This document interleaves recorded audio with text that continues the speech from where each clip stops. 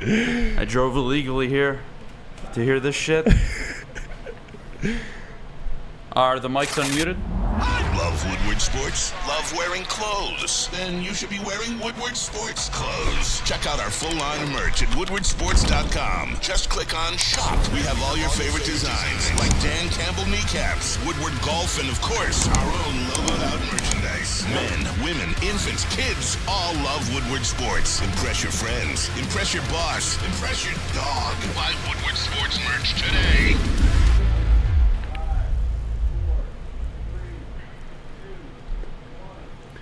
Good morning, everybody. Welcome to the Morning Woodward Show here on the Woodward Sports Network Live. Adham, Beydoun, Jeff Iafrate, Gabrielle D. Phillips. Good morning, gang. Good morning. How's everybody? I'm doing okay. I mean, you should be on cloud nine. Lego, keeping the series alive last night. Dropped 31 it's 31 in the first half. Lakers won the first half. They extended the series 3-1. You should be happy. Yeah, unfortunately, games aren't decided in two quarters. So are they not? I couldn't celebrate. I couldn't celebrate last night. Duh. Yeah, Nuggets are the better team. That's unfortunate. It's pretty obvious. I knew that before the series, but I didn't know they'd be swept. So that's what it is. You know what the question is going to be today, and I can't wait to answer it. And I know Sam Flannel's going to have to answer it because he, does this more than I do, obviously. How does this impact LeBron's legacy? Oh, which we'll get to later in the show. You know what, Flannel Sam? You're going to have to get a tattoo of LeBron James's face on your ass because of the bet we made. So, gosh. We have a bunch of stuff to get to today. Obviously, we'll start with the Lakers-Nuggets. I'd expect two sweeps are going to happen. That'll be the first time ever. Likely Miami takes care of business. But yeah, the DeAndre Hopkins situation, that's something to look at. Should the Lions pursue him? I don't think I've changed my stance on this. I'm not interested. Can't wait to hear your opinion on this. We'll release a top 10 list of the current 10 best head coaches in the NFL. The Pistons, I've been thinking about the Pistons a lot lately. I really have. Watching the Heat play basketball, the Nuggets, hell, even the Lakers and the Celtics. In a good way or a bad way? You'll find out at 8:30. Oh, God. It's going to be a fun Monday. And then we'll do a worst case, Tuesday. We'll do a worst case scenario Tuesday where I want us to envision a very unlikely reality. Something I don't expect to happen, but anything can happen, right? So we'll get to that later on in the show, but we'll start with Jeff's Lakers getting swept in the Eastern Conference, God damn it, Adam, Western Conference Finals. Yeah. Against the Denver Nuggets. Nikola Jokic. Rise and shine. I'm trying. I was too busy thinking about traffic on my way in. Look, Nikola Jokic breaking Wilt Chamberlain's record, by the way. Now 8 playoff triple-doubles in a single playoff. I mean, he's the best player on planet Earth. We talk about sucking off LeBron James for averaging a triple-double in the finals. The dude has more triple-doubles, and he hasn't even gotten to the finals yet up until last night. Right. I mean, that's a record that we'll probably never see broken. Because, I've heard about Russell Westbrook's triple-doubles and how important they are. Never got to a final while averaging a triple-double. Nikola Jokic shows the true value of triple-doubles. When you get 10 boards in the third quarter the way he did, and you score 13 points, and you add another 6 assists, when you're down 15, that fucking matters. Grabbing a rebound up 14, or 2, or 3 on the defensive glass mean nothing.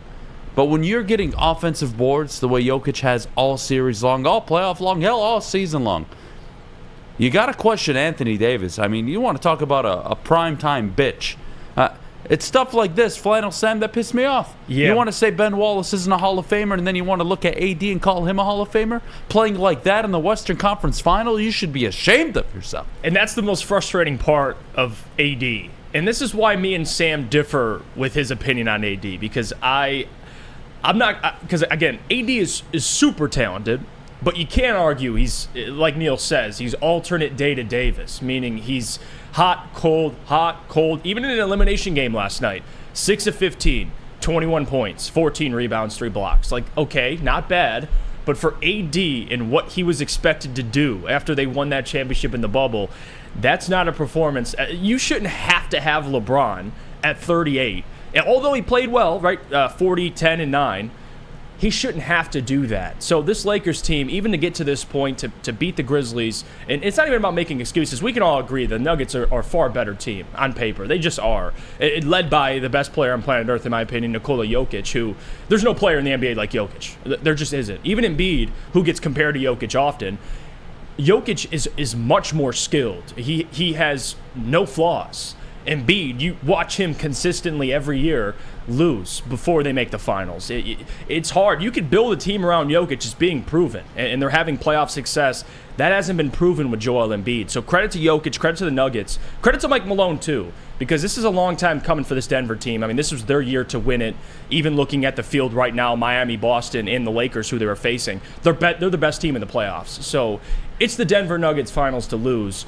But the Lakers, you can't take away from what they've done also. I mean, from Russell Westbrook to basically getting a whole new team at the deadline, beating the Grizzlies, beating the Warriors, and now getting swept by the Nuggets. I can't say I expected this because I did pick the Lakers in 6. And you're crazy for that. But hey, it is what it is. And I told you the Nuggets would win in 5, and they did me a favor, and they swept it. You know what? I don't want to hear it today.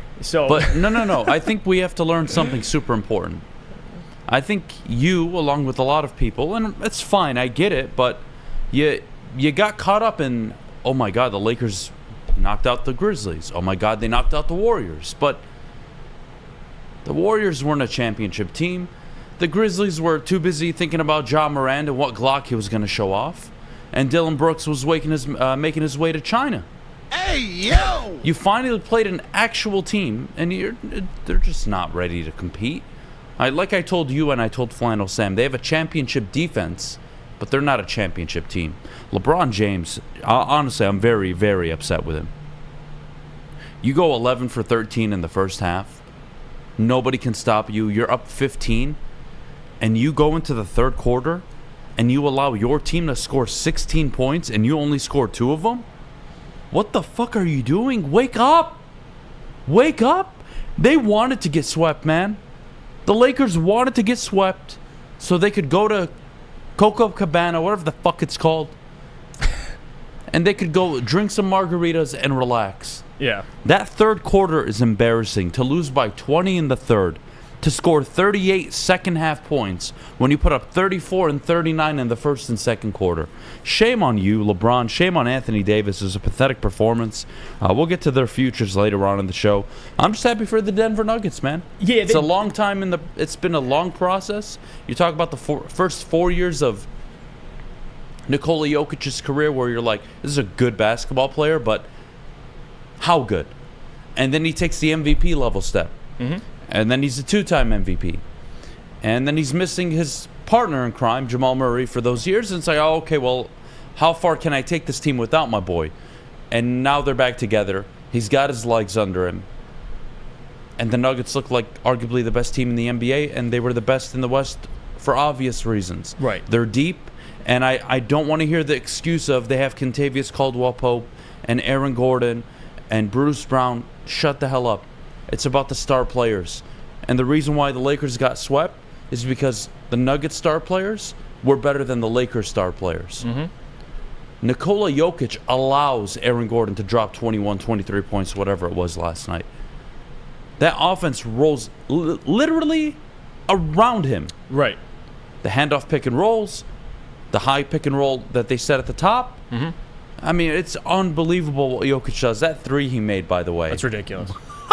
That was the biggest fuck you guys we're not losing I've seen in the last few years. And that's what makes the Nuggets dangerous is they could beat you in so many different ways. Whether it's run through Jamal Murray, they got Jokic, they run the offense through Jokic. Sometimes they'll just post Jokic up, and they'll even him not touching the ball as much as he does. They're still finding ways to score the basketball. Like Denver is a complete team, but not just on paper. With how they play basketball, they can beat you in a lot of different ways.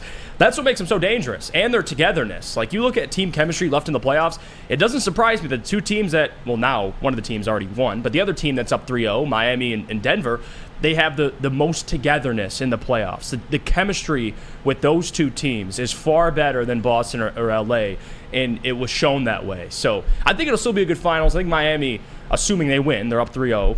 I think they'll give Denver a run for their money because, again, Miami's been the underdog in every series they played. I mean, so I can't sit here and say it's over. But if the Nuggets don't win this finals, I think we're going to be treated to a very good finals. It would be one of the most surprising things I've seen in quite some time if Denver can't close the series. You know what? I like Coach Malone. I like what they're doing in Denver. I think they're the best team, obviously, in the NBA. But Eric Spoelstra, Jimmy Butler, playoff Jimmy Butler, I should say, and that Miami Heat team are not going to be a pushover. That's going to be 6 games minimum. Well, they're going in there, especially, they finished the series again. They'll go in there with nothing to lose, besides, obviously, you're losing the finals, but they know we're the underdog. We're not expected to be here anyway. They almost didn't make the playoffs. They lost their first play-in game and almost lost the second, and now they're in the Western Conference Finals, ready to go to the NBA Finals. Not saying they have nothing to lose, but they're going in there like, no one's counting on us to win this series. So they're playing with house money, which is dangerous, especially a team led by Jimmy Butler. I just don't know if all that undrafted, production they're getting can sustain throughout the NBA Finals, but we'll see. I think it'll be a great finals either way. But yes, the Lakers crapped the bed. I'm admitting it, or I'm wrong. LeBron waited till he was down 3-0 to show up. 40, 10, and 9 would have been great in game 2 or 3, LeBron, but you waited till you were down 3-0. Hell, I would have taken, if LeBron James had scored 13, hell, not 13, 12 second half points, 12. The Lakers would have won. Well, hold on. Okay, and he decided to score 9 after dropping 31. But 2 in the third. You got to look at it from LeBron's perspective. So I put up 30 in the first half. Okay. And AD it's working. Still hasn't shown up, and it's working. But at some point, AD's got to take the throne a little bit and start, like in the second half, AD, and this is the most, you look at his stat line for the game, okay, solid. The second half, he was 4 for 8 in 20 minutes. LeBron played every single minute of that game. He's the only player in the entire game that played every single minute. I think he missed 4 seconds. This is going to be the... So the fact that he's expected to do this, not defending him. He's the best player on the team, is he not? Think about that. 38 years old. Oh, I know, he's it's incredible. Expected to do what he has to do. I'm not knocking him. But this is the biggest problem we always have. Stop passing the fucking ball all the time. Stop passing it up for Austin Reeves to jack up a shot. Stop passing it up for all these... I don't want to hear it. Dude, you literally can attack the basket at any point. If you need a break, go sit on the bench for a few minutes while AD comes back out. You want to play all 48 minutes? You got to play at a high level for 48 minutes. Yeah. And he didn't. He didn't. We'll take a break. When we get back, the Lions... Still my goat. Should they consider... I know. Should they consider...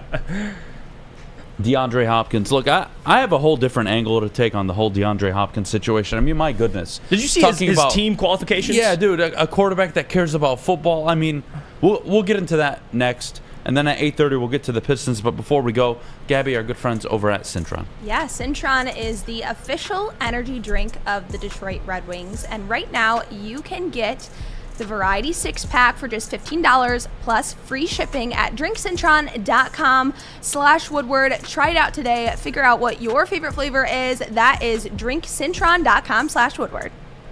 By now you know me, Christina Gennari, as the obvious choice in real estate. And you know my website, soldchristina.com, as your #1 resource for buying or selling your home. Myself, along with my amazing staff, pride ourselves on making your home buying and selling experience a relaxing and easy one. Come see why we are the obvious choice. Christina Gennari at soldchristina.com, the obvious choice in real estate. Love Woodward Sports? Love wearing clothes? Then you should be wearing Woodward Sports clothes. Check out our full line of merch at woodwardsports.com. Just click on shop. We have all your favorite designs, like Dan Campbell kneecaps, Woodward golf, and of course, our own logoed out merchandise. Men, women, infants, kids, all love Woodward Sports. Impress your friends. Impress your boss. Impress your dog. Buy Woodward Sports merch today.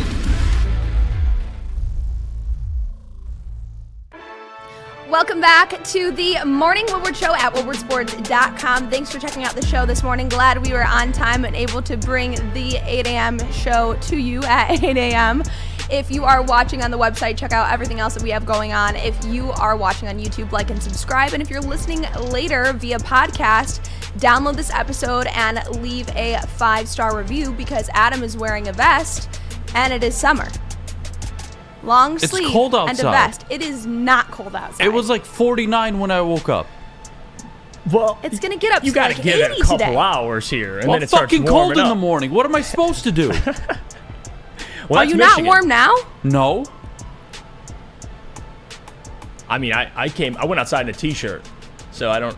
We're No, no, approaching on Italian, Memorial it's Day different. weekend. You can't be What? wearing a vest anymore. So that makes me prone to. I got nothing. Okay, all right. I feel attacked Figure on my just- own damn show. You've lived in Michigan your whole life. You know it's 49. A couple hours later, it's 60. It makes no sense. All right, in a couple hours, I'll take off my clothes. What's the well, problem? I don't know, but I mean, that's up No, to no, you. no, no, no. I'm not telling you to do anything. Once you put the vest on, you keep the vest on all day. You do not take the So vest what? off. Same I'm with your inside. coat. There's AC. I'm cold. It's my decision.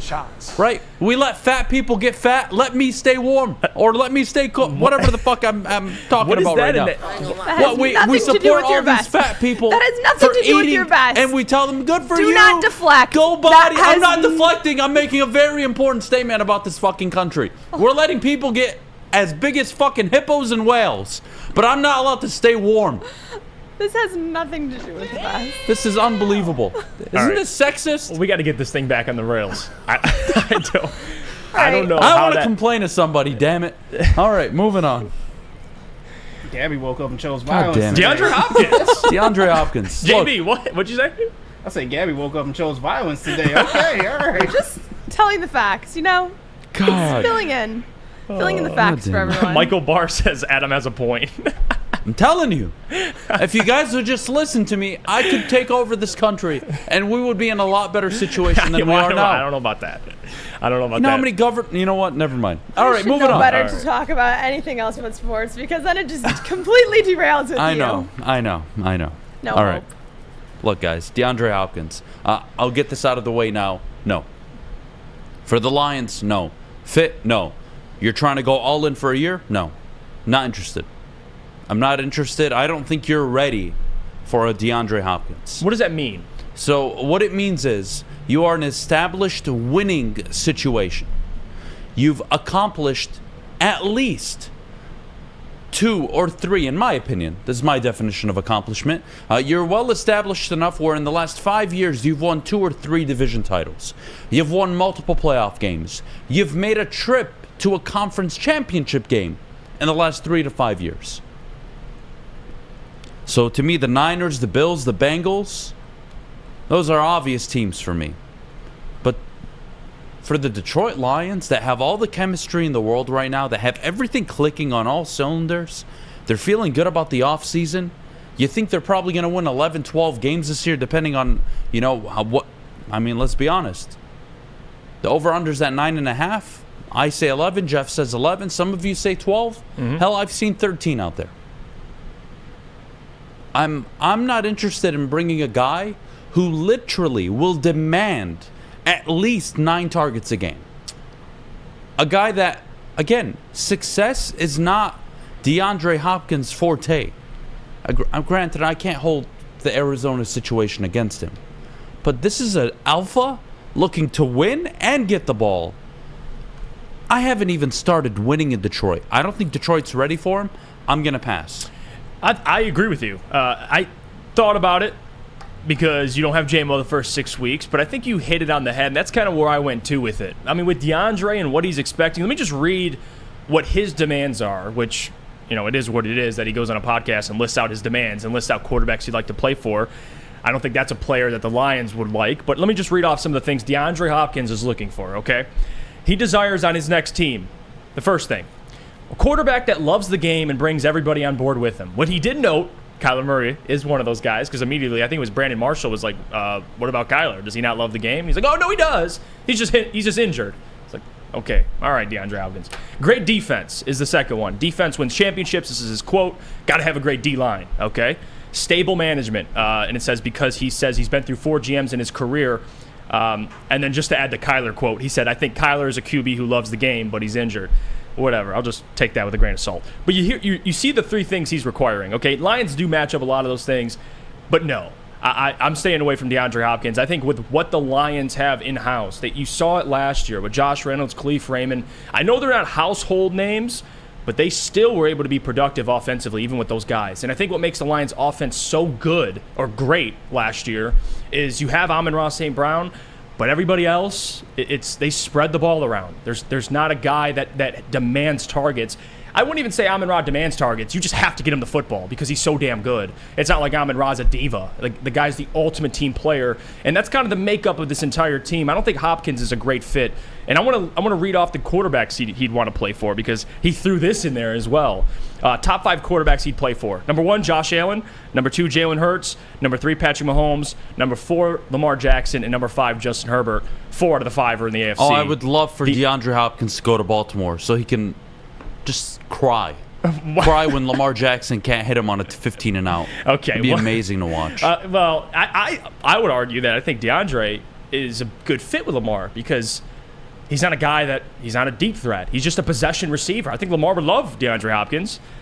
But Lamar, I don't think with Jared Goff in this offense, he's a guy that you want in your building. I'm going to be honest with you. I wouldn't touch him with a 10-foot pole. I think you just be patient until Jameson gets back. You have enough weapons to at least keep this offense afloat. And DeAndre, in terms of his personality, he's just always been a lot for any team he's been a part of. And I don't think a distraction like DeAndre Hopkins on a team like the Lions, to your point, Adam, they haven't accomplished anything. They want to win a playoff game. I don't want a guy like DeAndre in the locker room right now. I don't want anything to offset what they're already building, so I ain't touching him. But I thought it was interesting that, again, all the quarterbacks he listed, all in the AFC besides Jalen Hurts. He's past his prime years. I don't think it makes any sense for the Lions, but I want to do an even deeper dive because I think there's a lot of... How would I put this? I think there's a lot you can take away from this DeAndre Hopkins-Kyler situation in Arizona that really lead you to accept, maybe more than you do now, Jared Goff. Mm-hmm. And how I'm going to flip this is Kyler Murray, after year 1, was considered a franchise quarterback. Came out the gate, 3,700 yards in the air, 20-plus touchdowns, ran for almost 600 yards. He was phenomenal. His rookie of the year, offensive rookie of the year. Year 2, year 3, Pro Bowler, but winning? Can we do that? Okay, the year he started winning, which was year 3, he got hurt, and they collapsed at the end too. Yep. Okay, well, year 4, right? He's going to start entering his maturity. 11 games, 3-8, team falling apart, coach not working. Look, Kyler Murray, I still think can be a good quarterback in the NFL, a good one. Mm-hmm. But this is why it is such... We do this in the NBA. Everybody's a superstar nowadays. Jaylen Brown, Jason Tatum, Luka Doncic, Donovan. Everybody's a superstar now. You don't have to win anything. You don't have to prove anything. Who's more of a franchise quarterback? Kyler Murray or Joe Burrow? Joe Burrow's been in the league 1 year less. He's been to 2 AFC championship games. I don't even have to answer that. We know who it is. We know who's a franchise quarterback. Like, Kyler, the fact that they're questioning your ability to study film, your commitment in the offseason. I mean, dude, you're average. You're average. Do I think you can be a really good quarterback? Yeah, I mean, he has a load of potential. Throws the ball really well, by the way. But his inability to stay healthy, he hasn't played a full season in 2 years, over 2 years. Mm-hmm. That's a problem, man. That's a problem. Yeah. So, look, DeAndre Hopkins going, I think, to me, is a fresh reminder of how good you have it in Detroit, because you could have one of those other quarterbacks that does struggle to stay on the field, that maybe doesn't produce at the level you want. And then there's a Jared Goff who, for his career, has relatively been always healthy, doesn't miss many games, and gives you a solid solution. I'm not saying he's the best. I'm not saying he's in the Josh Allen, Joe Burrow, Justin Herbert, Patrick. No, he's not. But you know who else isn't? Kyler Murray. You know who I'd rather have to be my quarterback right now? Kyler Murray or Jared Goff? Definitely Jared Goff. So I think we can look at this situation and say it's a really nice reminder of how good of a situation you have here in Detroit with Jared Goff. Just remember that. Because you could have Kyler Murray, Detroit, and you'd be pulling your hair out of your head. Oh, with that contract, I definitely would. I'd be bald at this point, having to talk about that every single morning. But with DeAndre, I want to mention this too, and another reason why I don't like it. Why does DeAndre Hopkins have to go on this like world tour? As in, like, he's past his prime. Oh, that's the most funny thing. And when people bring up diva wide receiver, although I think that term gets lost in translation because, again, if you're a really, really good wide receiver you got to be a little bit of a diva. I don't think that's a huge deal. But with DeAndre Hopkins, to be out here on a world tour, going on podcasts, listening what he wants, what quarterbacks he'd like to play for, who are you? Like, DeAndre is one of the best receivers when healthy. I'll give him that. If you have him in fantasy, you'd understand that. But what is this? Like, even for the Lions and their culture, he is so polar opposite of who they want to bring in terms of personality, and they always bring up football character. Can you imagine Amon-Ra, like, one day just going on all these podcasts, listing off what he wants and what teams he'd play for? Dude, you're not LeBron in 2011. Like, relax. Or 2010. Like, look, I love D-Hop as a former DeAndre Hopkins fantasy football owner. He made me very happy with Colt McCoy for a stretch of the past season. But, no. He's past his prime. He hasn't had a 1,000-yard year in the last 2 years. He struggled with injuries, and he had a suspension. I don't want to hear it. You can go do a world tour. You can go be the number 2, number 3 option on a contending team. I'm good. I'll pass on it if I'm in Detroit. And I hope Kyler Murray is a perfect example of, you wanting a franchise quarterback. Would you want him over Goff? Let me ask you straight up. No, I wouldn't. Would you take Kyler Murray right now? Or Jared Goff? No. Jared Goff. What if you were paying them the same amount of money? Jared Goff. Well, there you go. Yeah. The chat is very much on the same page, so the poll closed, and it was 75% no, 24% yes. Yeah, that sounds about right. Even DeAndre, like, we didn't even get to availability. Just suspended the last 2 seasons. He's played in 9 games, 10 games. Yep. And again, in those games, he was productive, but a receiver I can't count on. Don't love his mentality, and I don't think he'd be a great fit for the Lions anyway. Those are 3 strikes, you're out. So I'm good on DeAndre Hopkins. But it is an interesting conversation. I could see a team, and I know that they put the Eagles in here. Eagles ain't touching them. I could see the Bills, maybe Cowboys potentially. Yeah, but either of those teams. listen to what maybe you're the saying. Ravens would be a great fit. But Listen Lions, to what DeAndre Hopkins is saying. Don't do it. Hey, I need a mature situation. I can't do this rebuild shit. I'm not trying to prove anything. I want to walk into a good, mature situation, and I want to win. That's not Detroit. Even if he said Detroit, it's not Detroit. Detroit has yet to win a division, yet to make the playoffs. Like, it's just not ready. In a year from now, or 2, after you've won the division multiple times, after you've won a playoff game or 2, and you are considered one of the contenders, then there may be somebody available, maybe not DeAndre Hopkins, but someone like that available on the defensive side of the ball, on the offensive side, whatever it is. And the Lions will be candidates for it because they're one of the contenders, leading contenders in the NFL. You have to prove that still. So I don't think it's a fit. I don't think it works. We'll take a break. When we get back, I've been watching a lot of playoff basketball, and I'm not going to lie to you guys. I'd like to think we're all friends here, so I can share my insecurities and frustrations with you. I've been really down on myself watching the NBA playoffs. I've been very, very sad. I've been in a very dark state thinking about the Detroit Pistons and how they're never going to fucking get there. So we got to talk about that next. It's maybe 7, 8, 15 years away for all I know. Okay. We'll get to that next. We'll get to that next. But before we do, I got to tell you about my good friends over at Planet Fitness. Sign up today. $10 a month is all it takes. But I got a cheat code for you. If you're a high schooler, ages 14 and 19, well, you can start working out at any Planet Fitness starting May 31st starting now up until August 31st. You can work out for absolutely nothing, for free, in any Planet Fitness in North America. So if you live in Canada, I'm sorry, you can still work out there. But if you live in the United States, hey, how about that? Congratulations. You just got the lottery ticket. You can go work out at a Planet Fitness for free. Your fitness is essential. Check them out. For more information, planetfitness.com. At work and at home, we're there with smarter security solutions. Featuring complete automation with customized alerts and more. For over 90 years, we've been the company that's been counted on to protect what matters most, all with personalized service and care. Right now, for a limited time, receive a free video device plus free installation with a new home system. Get a shot up. This is for the win. All of Detroit's sports teams live on Woodward. All of Detroit's sports coverage lives on Woodward Sports. Driving the best in Detroit sports coverage.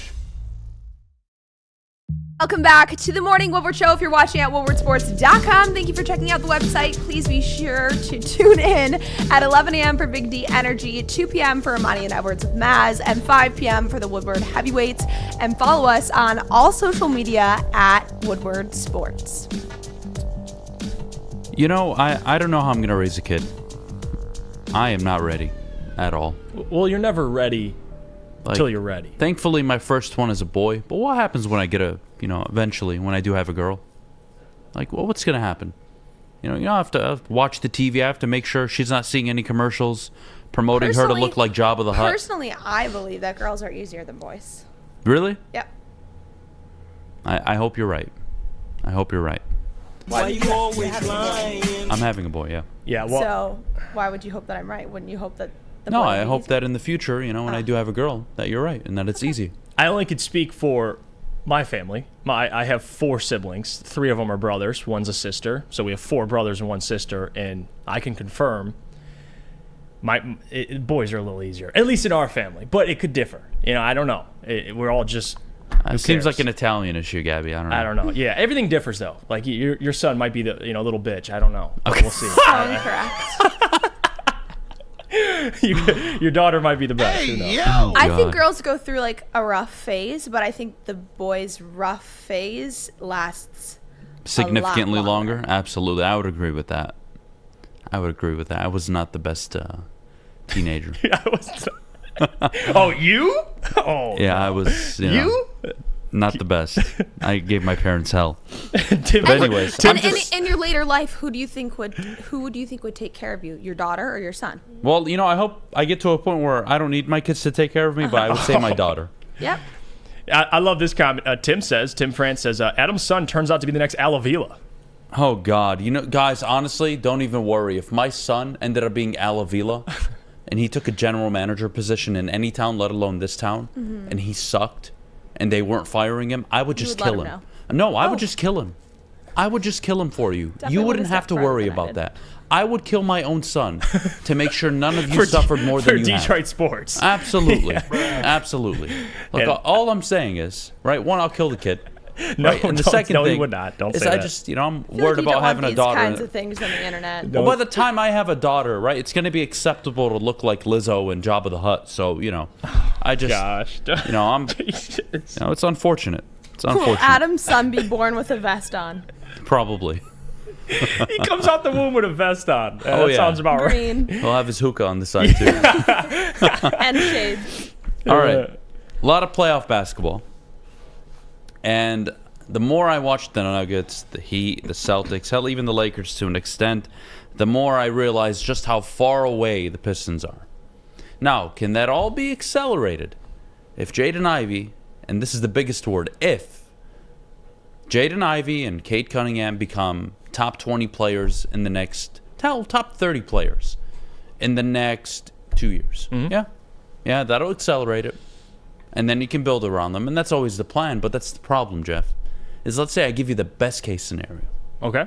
And Cade is one of the 6 best point guards in the NBA at the end of this year. And Jaden Ivey becomes a top 10 2 guard 2 years from now. Well, that's 2 years have passed. You have all this money in free agency. Please, God, don't sign Grant Williams. I will kill myself. All right, moving on. You have to bank on these 2 kids being star players. Absolutely. What do the Lakers have? Star players. What do the Heat have? A star player. A star player, Yeah, but they they do. built really, and a star head coach. Yes, we can't. that's important. I mean, that is Yeah. a huge factor. Mm-hmm. You look at the Celtics, 2-star players. You look at the Nuggets, 2-star players. So right now, if I'm the Pistons, how do I become a contender? Well, that's probably 5-6 years from now. And the team around Cade and Ivy is going to change a lot during that period. I'm not so caught up on that. Right. But I think, and I want to know what you think of this, I think there's nothing other than banking on Cade and Ivy turning into all-star players, at least, in the next 2 to 3 years. I'll even take it a step further. I would say superstar. Because the two teams that are going to be in the finals, Jimmy and Nikola Jokic, what are they? Superstars. They're not stars. They're superstars. So I think that matters. But talent can only take you so far. I mean, we'd all agree that the Celtics are a more talented team than the Miami Heat. Yeah, but I don't mind winning 50-plus games and getting to an Eastern Conference final, dude. No, it's still great. But in the end, Eric Spoelstra, coaching does matter, especially in these situations. So although I agree with you, you need those guys to turn into stars. You need Cade to be a superstar. You also need an excellent head coach. I think that matters. So that's why I'm going to keep saying it. Besides drafting Cade, this is the most important decision in Troy's tenure. So, of course, the players matter. You need to build a team around Cade and Jaden Ivey. You need guys to develop. Hell, if Jalen Duren turns into another star, there you go. There's another player. But it also depends on who they hire a head coach. That matters. Who do they draft at 5? What does he turn into? So there's a lot of things that have to play into it, but I would agree with you. I think they're years away. Even right now, Jason Tatum, you go back and watch their young career with Jaylen Brown, it took them a couple of years to even get to an Eastern Conference Finals, and they made moves to get there, and they had a really good head coach. So if everything goes according to plan and everything goes right for the Pistons, they're still a couple years away from even making runs like this. And that's given they have the right head coach. Cade turns into a superstar. Ivy turns into a star. Like, a lot of things have to happen in order for the Pistons to even have playoff success. And I still think it will. I have confidence in Ivy and Cade to turn into those players. But to say they're, not too far away would be idiotic. I mean, you need those guys to. Ivy might not turn into that player till year 3. Well, look, Jaylen Brown didn't turn into that player until year 5. See, there you go. And he just got his first All-NBA in year 7. And Jason Tatum, I believe he averaged 14 points his rookie year. It took him a couple years to be Jason Tatum. It took 4 years for Tatum to be Jason Tatum. Right. But that's my point. And he also didn't miss an entire season his second year. So. Well, there's that, and look, it's just a harsh reality we have to face in Detroit. The Pistons aren't going to be good anytime soon. They just aren't. Let's say Cade hits by year 4. Mm-hmm. Let's say Ivy hits, and this is best case scenario. And when I say hit, I mean they are bona fide star players where you respect them league-wide. It took Jaylen Brown till his 5th year. It took Tatum till his 4th year. Yeah, there's a Luka Doncic. No one's Luka. Luka just came out the gate torching everybody. Pistons are going to suck. They're going to suck next year. They'll be average maybe the next year. They'll maybe get close to 42, 43 wins in the 3rd year. I hope they get to 46, 48 in the 4th year. And by the 5th year, I think you can be a 50-win team if that happens. Mm-hmm. And that's all if. It's all if. It's all based on Cade Cunningham becoming a 23, 6-8 a night guy, and Jaden Ivey becoming a 20, 21 a night guy in the next 3 years. Am I missing something, Jeff? No, that's fair. I mean, even the Golden State Warriors, who, again, I know that's like the example, and I hate making that comparison because they're an anomaly for how they, what they got lucky drafted. By getting KD because of the whole contract situation. I'm talking Steph with Mark, missing games. Early years with Mark Jackson. I mean, they went 47 and 35, and immediately after that, they were a 50, 60 win team, 70 win team. So they were able to, hit on it pretty quickly. It doesn't happen like that, especially for markets like Detroit, where you can't just go out and grab guys. Like Boston, they got Kyrie Irving, and say whatever you want. They still made the Eastern Conference Finals with him. The Detroit Pistons aren't in a position right now to be attractive to, marquee guys, marquee head coaches, and marquee players yet. They're getting there, but they're also facing that as well. Like, they got to build from the ground up, which they've done a good job at. I like the players they've been able to collect. But you have to depend on players to develop. You need things to go your way in free agency. This is all if. Yeah, it's a lot of what ifs. It's a lot of if. That's the problem. It's a lot of could. It's a lot of maybe. I'm sorry. Who's the bona fide star on this team? I know me and you agree that Cade can be something. I know you and I agree Jaden Ivey can be something. Right. But that's just can be. They aren't. They're not. Right now. And if I just go based off of just good players around the NBA, takes them to the 4th year to really get consistent where they're dropping 20, 23 a night, and they're comfortable in their own bodies and they've adapted to the game. Cade's young, Ivy's young. Mm-hmm. So you still got 4 years, man, before you're even considered a contender. And then 2 years after that, where hopefully you're making a run to the Eastern Conference Final. Dude, this is 4 to 6 years away. just want to kill myself. No, that would be the easy way. Don't do it. Don't do it. We got to stick it through. I've been waiting 15 years. I had to watch 82 games last season, all right? My mental health isn't where I'd like it to be, but we're making good progress, all right? Even though I only saw 17 victories, I'm still trying to hold on to that optimism. And this summer, Troy's going to have to get really busy. This is probably the most, no, it isn't probably, it is the most important offseason of Troy's tenure. Like, a lot of his future with the Pistons rides on what happens in this offseason. Like, call it whatever you want. Who they hire a head coach, where they spend their money, who they draft. All these things are going to matter in a year or two when you're looking back saying, how is Troy doing so far? Like, all those decisions will matter. So we'll see. He's got a lot of decisions to make, but you can't mess it up, because if you mess it up, it's going to set you back even longer, and it's not going to be good for Troy Weaver. Again, when you fell out of the top 3, and now you're picking at 5, it changes a lot. I think it's a bad hand he was dealt. I really do. I think it's very unlucky. But what does he have to show for after all this time in Detroit now? I'm not saying this in a bad way, by the way. But what does he have so far? Jalen Duren, who I think is a great rim runner, I think will be a very good, consistent, probably 8 and 12 a night. When he develops his offensive game more, probably 11, 12, and 12 a night easily. Would we agree on that? Yep. Okay, Duren's got really good upside. Jaden Ivey, if he can be 70% of Dwayne Wade, you're probably very happy with that. Absolutely. Cade Cunningham can be a super alpha. Distributor of the ball, he can rebound, play good enough defense. I think he needs to get a little better, and then he needs to be more consistent scoring, which, I mean, this year in the small sample size we got out of him, he was phenomenal. Well, okay. What else? Killing Hayes, garbage. The whole team, literally the rest of the team is just rotation pieces. That's all it is. It's a bunch of rotational guys that nobody cares about, that they'll leave and they'll go to a contender and be like, oh, how'd Troy let him leave? Well, motherfucker, because he's the 8th or 9th guy coming off the bench, and you had him in your starting lineup. Yeah. That's the problem. I would call a lot of those guys like tweeners. Like, you don't know if they're a part of your future, but you like them. Even Bruce Brown, man. Like, you know, exactly. I hear all the stuff about Bruce Brown on Twitter. Like, shut up. He's asked to take like 6 shots a night, maybe. And defend. And just play defense. And he does a good job at it. And everybody doesn't look at him as a threat, and that's why he's effective. You put Aaron Gordon on the Memphis Grizzlies, he would score 20 points maybe 4 times throughout an entire season. Fit matters. Where you're playing matters. The Pistons have way too many role players, and I'm watching the playoffs. I'm just getting depressed because I know it's not going to happen for another 4, 5, 6 years. Yeah, it's about. And there's nobody in free agency that they're going to get that would take them over the top. No, anytime soon. There's nobody out there. Unless you want James Harden. JB. Kyrie Irving. Can I interest you in those two? No. Pass. Okay. Hard pass on both of those. I'm good. So there you go. That's free agency for you. In 2024, you get James Harden, Pascal Siakam, DeMar DeRozan. Yay. Yeah. There's Eric Gordon. Oh, my God.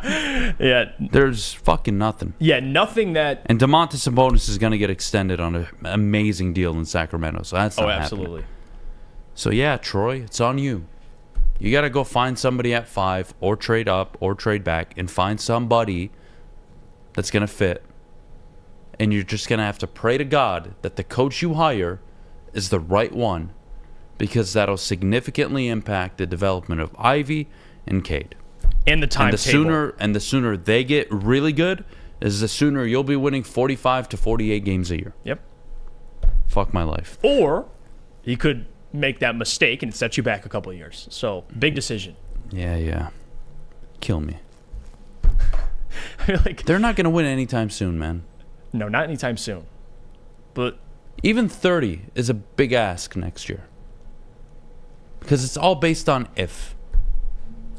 Hey, if Klay Thompson shot 30% from three-point line in the Los Angeles series, Golden State would have swept the fucking Lakers. This is where I'm coming from with it, because even though you're right, it's hard to be optimistic about basically winning double the games you won this year. You won 17, so if you're expecting 30s, you're doubling your production from last year. But it's not about, can this team do it? It is, what do you expect? Like, there is no reason why this team should not win 30-plus games this year. I don't give a damn what it is. Like, if Cade goes out, we can have a conversation. But given he's healthy, there is no reason, whoever they bring in, you cannot find a way to win 30 regular season games. I will not accept it. So I don't care if they can or what does it look like? I don't give a damn. Win 30 games. Like, it's that simple. So we'll revisit this next year. But my expectations, I don't care who's the head coach. Again, could be JB, could be Adham Beydoun. You still got to win 30-plus games. That's fair. If they don't, somebody is falling on the sword. I don't know who it is, but we'll find out. Well, Carmelo Anthony retired, and I kind of want to have some fun this morning and talk about the what if. Well, I have a question to bring up to you that Ryan Ermanni posed yesterday, and I want to hear what answer you're going to go with. Oh, God, I'm nervous. All right, well, we'll get to that next. But before we do, I got to tell you about my good friends over at Cousins Maine Lobster. Scan the QR code that you see on the screen or visit cousinsmainelobster.com. Find out where their food trucks are going to be and treat yourself to some lobster tacos, clam chowder soup, and a side of tots. You'll thank me later, and in no time, maybe you'll be looking like Lizzo. We'll take a break. When we get back, Pistons Talk coming up next. Big Boy Strawberry Fest has officially arrived, and we're here to show you the very best flavors of the season. Satisfy your sweet tooth with our deep-fried vanilla Oreos, strawberry hot fudge cake, and a slice of our classic strawberry pie.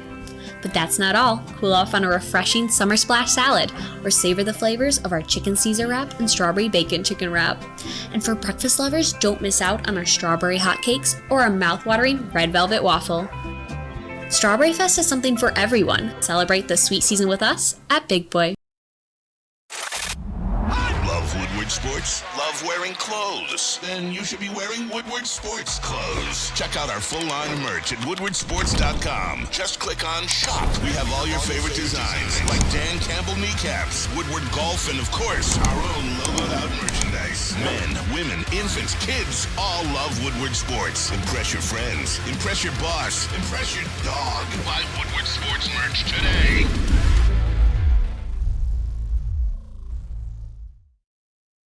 Back to the Morning Woodward Show at woodwardsports.com. Thanks for tuning in. If you're watching on YouTube, like and subscribe. If you're listening later, wherever you listen to your podcast, download and leave a 5-star review. And if you're watching on the website, check out all the great articles that we have going on. Beat coverage coming this week from Lions beat reporter, my counterpart, Matt Broder.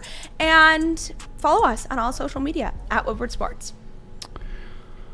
Oh, man. We're back. Yes, and you know what? I was thinking about this. I don't know why my parents decided to have me in the year they did. Like, instead of 1994, couldn't I have couldn't I have been born in like 1853? I would have, just had a normal life. Grew up on a farm. Who knows? Maybe my parents would have sold me to the Native Americans. I don't know. I would have learned tribalism. Maybe they would have eaten me. I don't know. Anything is better than this right now. Anything. I would have rather have been a caveman than what I'm doing now. That's how I feel. That might be fun. Be a caveman. If you prefer that. I'm questioning my life at the moment. Do you know how to make a fire? Yeah. I don't think so. Actually, I'm actually really good outdoors. It's one of my favorite things to do. Yeah. That's why you're wearing So your I'm vest. the responsible responsible adult whenever we go on trips. I'm the guy that makes sure everything goes okay. So whenever we go up north, that's a bit scary. I guess. I mean, you've never been camping with me, so Can't say I have. But you got your vest to keep you warm. Oh, It'll God. double as a sleeping bag. We'll do a morning show trip. I'll take you guys up to camp, and like I said, I'll tie you guys up. I'll starve you for a few days, and then I'll release you to the wild. I knew that was coming. And I'll kill all of you, and then I'll eat you after. All right, moving on. Jeff. Carmelo retired, and he's obviously famous for a bunch of reasons, but at least locally, for the Darko Milicic draft. The Pistons telling him all this time that they were going to take him leading up to the draft. They didn't. Yeah. History is history.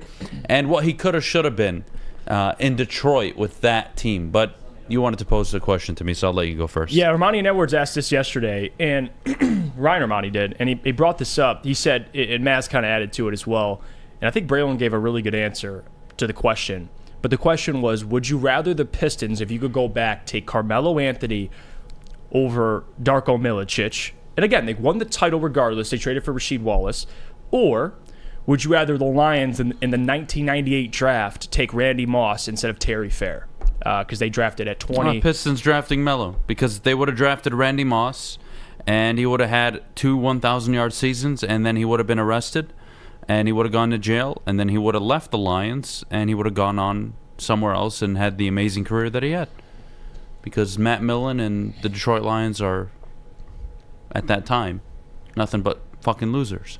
So no, it's easily Carmelo Anthony. What you're saying is Randy Moss, if he had similar expectations or qualifications of DeAndre Hopkins, it wouldn't work. No, because he doesn't have the. They don't have Randy the Moss is one of the 4 or 5 greatest wide receivers ever. Yeah. The Lions would have ruined him. Is what I'm telling you. And that's fair. And the Pistons would have shaped Carmelo Anthony to be a much more mature young adult than he ended up being in Denver. And had he gone to the Pistons, not only do they repeat, I think they have a chance at a three-peat, and then you extend your window of contending in the Eastern Conference Finals by 7, 8, 9, 10 more years because you have Melo leading the squad into the next chapter. That's at least what I think. No, I think you nailed it. That's why I would lean Melo too. Although they won the championship without... You would lean Melo? Like, to me, this is a layup, dude. Yeah, no, I'm going with What Melo. does Randy do for the Lions? Well, that was, adding Randy Moss during that time when the Lions were, that was some of the glory years. But you're right, they probably would have ruined them, to be honest. Their last division title was 5 years prior to that. But then you get Randy Moss, who's arguably, the top 2, 3 wide receiver of all time. That's pretty good. But the Lions, again, to your point, probably would have ruined him. So they would have ruined him. So I'm going to lean. They would have lined him up at left tackle. Yeah, probably. Or fullback. Yeah, probably. And then after a couple of years, he would have been traded, like he was, and he would have had a luxurious career, Hall of Fame career elsewhere. So again, I'm going to go with Carmelo. Even the year they still won the championship, and the biggest question is, do they still make that trade for Rashid? I don't think Larry Brown would have brought Melo along as quickly as people think. Even Chauncey, I think, brought this up. He probably would have came off the bench, which is fair. I don't think people understand. I know Melo gets a bad rap. Right. And I'm like one of those guys, like, so much untapped potential there. But, like, coming out of Syracuse, he led them to a natty. He was that guy behind LeBron James only. He was that dude. You mean to tell me that he wouldn't have walked into that locker room and accepted all the coaching and accepted all the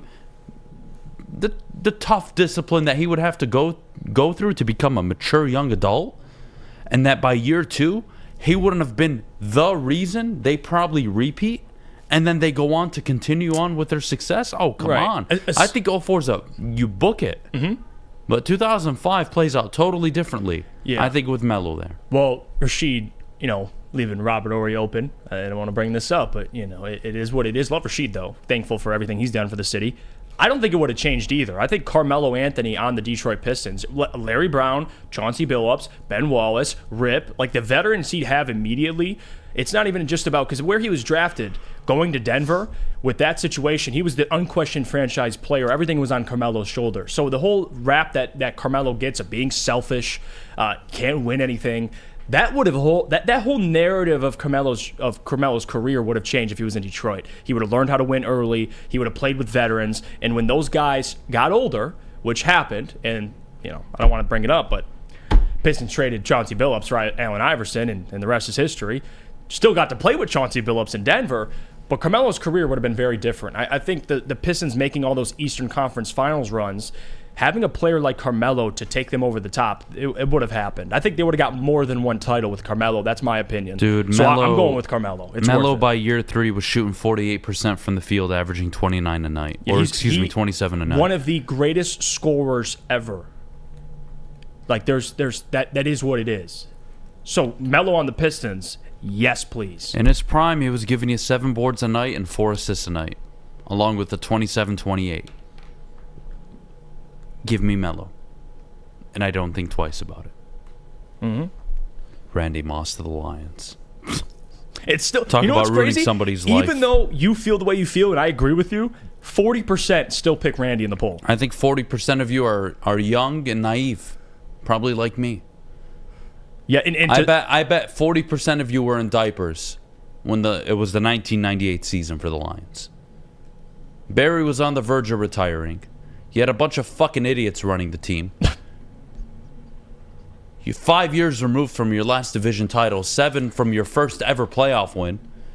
You'd been bounced out every time you got to the playoffs as a wild card since. Randy Moss isn't changing your fortunes. Randy Moss isn't making your quarterback better. Randy Moss isn't making your head coach better. Randy Moss isn't making your pathetic defense any better. You ruined Randy Moss 100%. He's not Randy Moss if he's taken by the Lions. 100%. Yeah, situation does matter. He walked into a great situation in Minnesota. You had, who was the quarterback's name? Dante Culpepper? I mean, they were just... Randall Cunningham. Randall Cunningham and then Dante Culpepper. Yes. Yep. And that was a great situation for Randy. I don't know. I got nothing. No, I think he ruins it. I think not that Moss would ruin it, but I think the Lions ruin Randy Moss. 100%. And Braylon brought this up, which I think is very fair. You look at Melo versus Randy and missing on both of those players. It's way harder to miss at 2 when the 3 players who went after you are Hall of Famers. Like, at least Randy, 19 other picks passed on Randy too. So it's not like, again, all the question marks about Randy before the draft. Not saying, the Lions should have taken him, because I agree with Adam. But with Melo, you're picking 2. The obvious pick is Carmelo Anthony. They told him they would draft him. It was one of the most easiest Dumars, layups what the fuck, in NBA man? draft history. And you still fumbled the bag, Joe Dumars, even though, listen, Joe Dumars brought a championship and a lot of playoff runs. I don't slander Joe Dumars. But in this right, I will. That pick was a layup, and you still missed it. So at least the Randy pick, other teams passed on Randy too. Melo, you picked number 2. You had your option of 3 Hall of Famers. You pick one. And they picked Darko Milicic. And they picked Darko never forget, Milicic. by the way, in the 4 years that followed that draft, you had Charlie Batch, Gus Frerotte, and Joey Harrington. Shut the fuck up. Randy Moss. Randy Moss would have been a corner on this team. That's what the Lions would have done with him. The greatest vertical deep threat in NFL history. Charlie Batch, Gus Frerotte. Here you go, Randy. Go be great, buddy. You're going to do great. Go be great. We're going to give the ball to Barry 30 times a game. We'll throw the ball to you maybe twice. Now, granted, he can house them both, but still. No. Simo says, what if Darko ended up being Dirk? You could go either way. Yeah, but he didn't.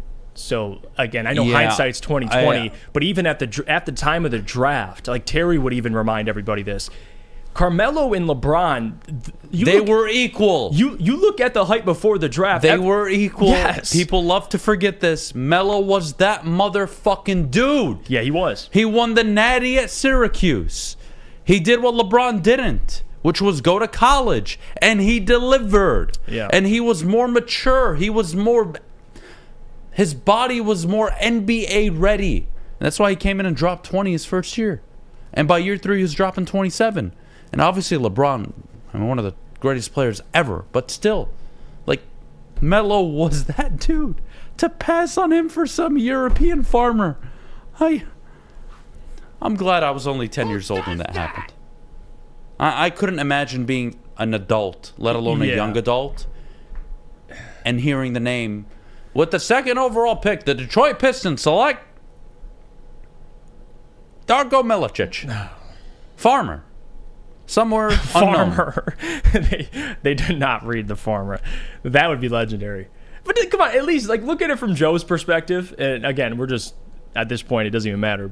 If you're Joe Dumars, wouldn't you rather miss on Carmelo than miss on Darko? If they're both going to be misses, at least take the player who's unquestioned the 2nd best player in the draft. Who was How many on white guys had worked out before Darko? Well, I didn't want to go there. All right, there you go. There's your answer. It's I'm missing on Carmelo Anthony. At least I took the one of the best players unquestioned in the draft. Darko, dude, you had Melo. Walked into a great situation, a great locker room, one of the greatest coaches ever, and they would have shaped him up to be a very, very good man, a very good adult, who would have gone on to have a very good NBA career. Yeah, and again, for people that are saying... And Randy Moss would have caught the ball from Charlie Batch and Gus fucking Frerotte and, Joey Harrington. And that's what the Lions were. Stop it. And for all the people that are saying, well, Darko was just as hyped up, yes, he was.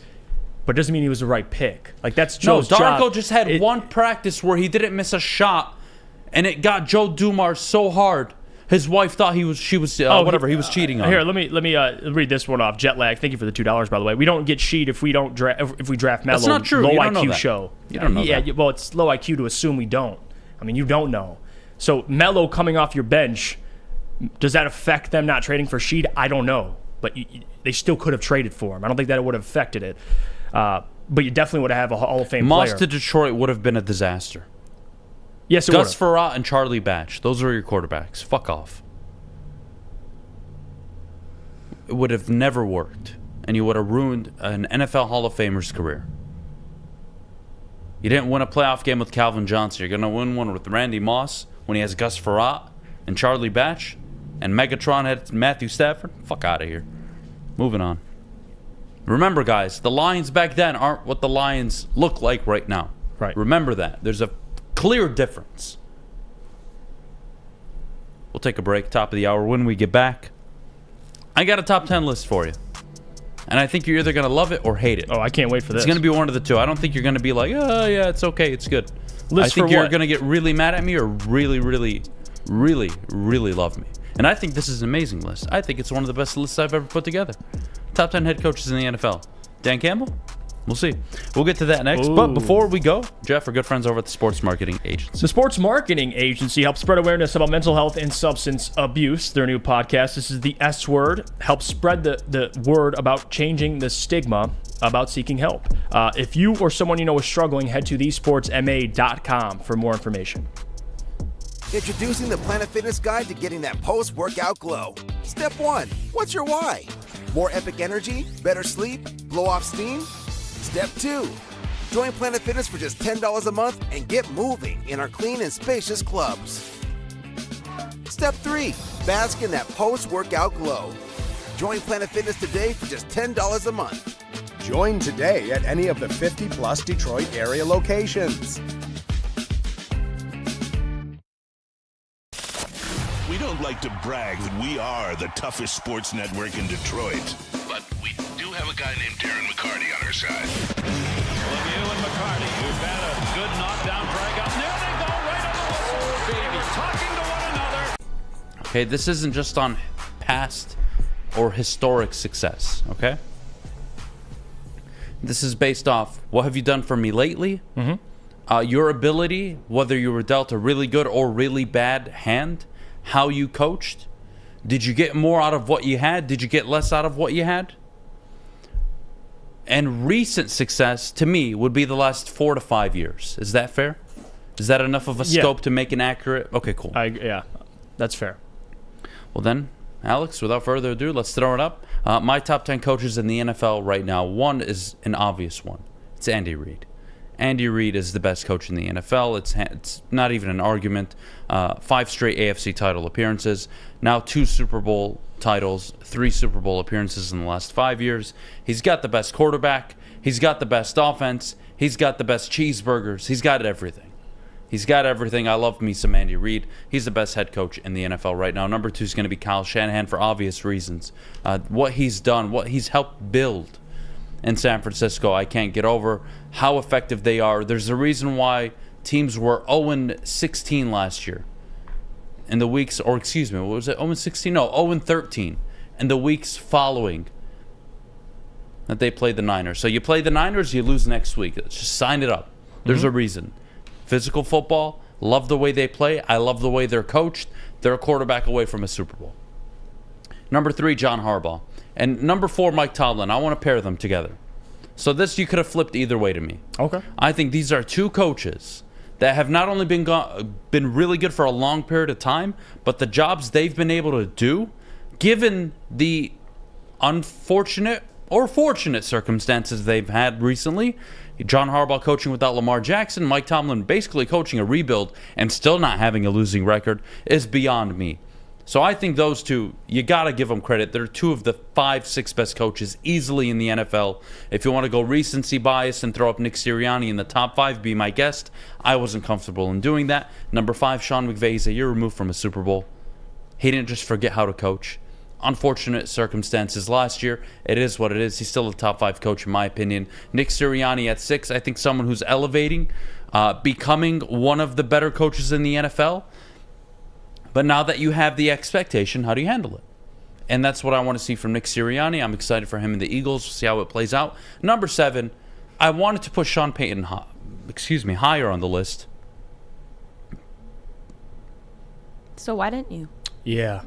It's Sirianni over Sean Payton? Well, head-to-head, no. But again, he was in a chair talking about sports for the last year. Hey. And I love Sean Payton. I think they're going to do a hell of a job in Denver. But I would like to see it. I would like to see it in Denver. All I know is New Orleans Sean Payton. I've never seen him outside of it. I would like to see it work. Okay. Do I think you can easily throw him in the top 5? Sure. Fine. But I would like to see it. I haven't seen them play a single down under Sean Payton yet. Fair or not fair? Fair. As long as you don't, it's funny. We're just talking about him like he's an athlete, like he's out of his prime. He's still not. just as good of a he's coach. Excellent. He's an excellent coach. He's still just as good of a coach. Do I discount Nick Sirianni and what he's done in the 3 years he's been? It's been impressive. Well, now 2 years, but going into his 3rd year now with Philly? Do I just discredit it? I'm asking. No, I don't think putting him in the top 10 is discrediting. Going 9-8 his first year, or 9-7-1, whatever it was. Yeah, 9-8. And then getting to an NFC Championship game, then a Super Bowl. I mean, it counts for something, no? I mean, that's part of the recent success. It kind of matters. Yeah. Pete Carroll at 8, I mean, he's done a phenomenal job in rejuvenating the Seahawks team. The way they've drafted the last few years has been exceptional. I love the job Pete Carroll's doing, and you know what? He proved me wrong. I really thought it was going to be a disaster once they had traded Russell Wilson, and to his credit, he's really turned it around. I think he deserves a lot of credit. Number 9, somebody I like, but it's tough for me to say he's one of the most elite. I think something that he has going in his favor, and Zach Taylor with the Bengals, is his quarterback hasn't thrown a fourth-quarter touchdown in the last 2 playoffs, and they're still getting to AFC Championship games. So he's doing something right. Right. That's a good team. I like Zach Taylor at 9, and then Doug Peterson. I wanted to show Doug Peterson love this morning. I did. There's a few coaches you could have probably put higher on the list, but I love me some Doug Peterson. I think Philly did him wrong, even if it ended up being right.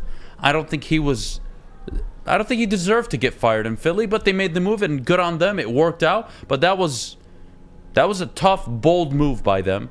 He took a little sabbatical, took over the Jags job, and in the first year removed from Urban Meyer's shithole, he won the division, won a playoff game. I love me some Doug Peterson. He's got Trevor Lawrence on his hands. God knows how good they're going to be this year. What do you think of the list? I actually don't hate it.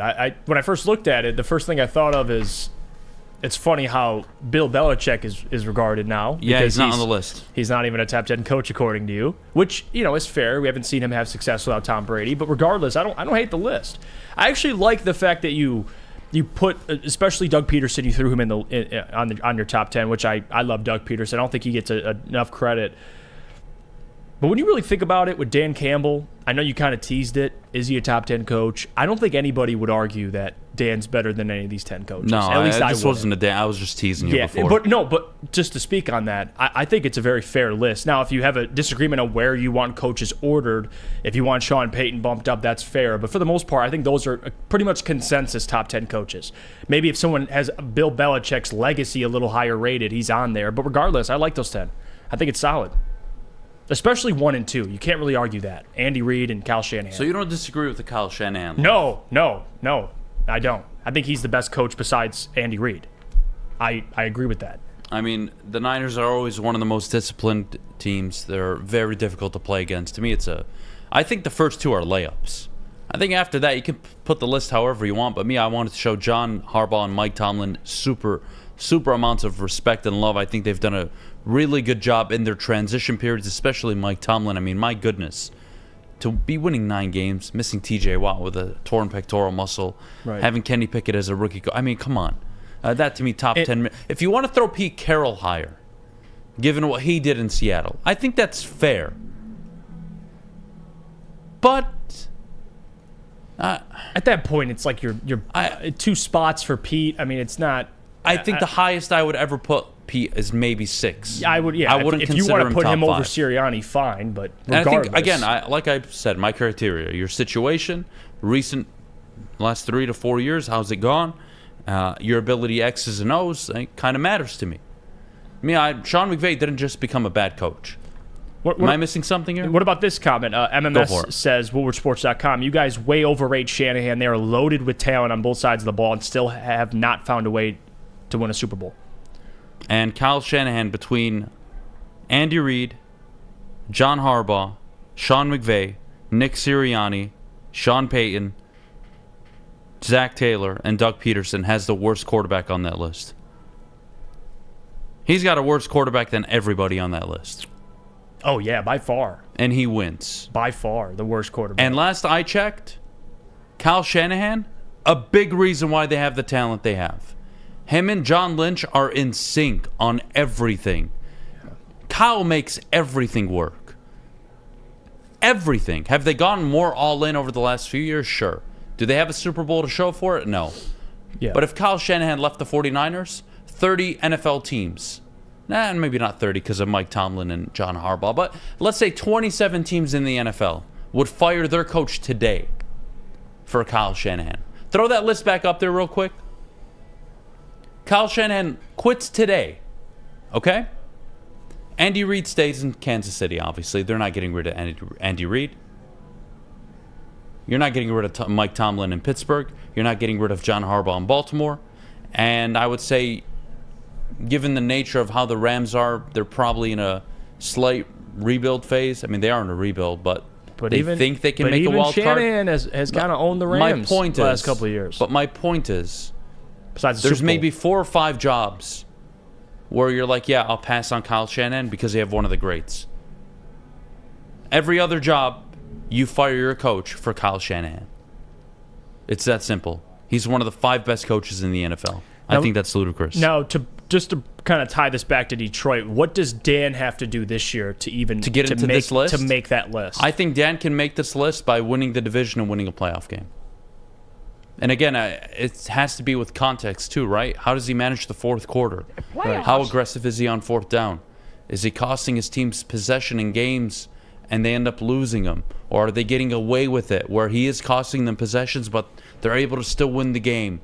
Like that kind of matters. So game management, I would love to see that, how it plays out this year. Got to win games. I think 11 games, a playoff win, Dan Campbell will probably make number 10 on that list. Yeah. Who's he going to bump off? That's probably the question. Yeah, because even Doug Peterson, if you're going off recent success, I mean, he won a Super Bowl a couple years ago. And let's say they regress and it's the Texans division this year. Well, then he's probably going to slide off of that list. I agree. I think Dan Campbell has more potential than Brandon Staley. Then let's see some of these coaches on the outside of this list. Mike McCarthy even. I think he's got a better chance to get into that top 10 conversation. Right. Given if he does the job we think he can do this year, he's going to deliver the first division title and potential first playoff win in over 3 decades. He's going to win a lot of people over. Just my 2 cents. Would you change anything on this list? Anybody I left out?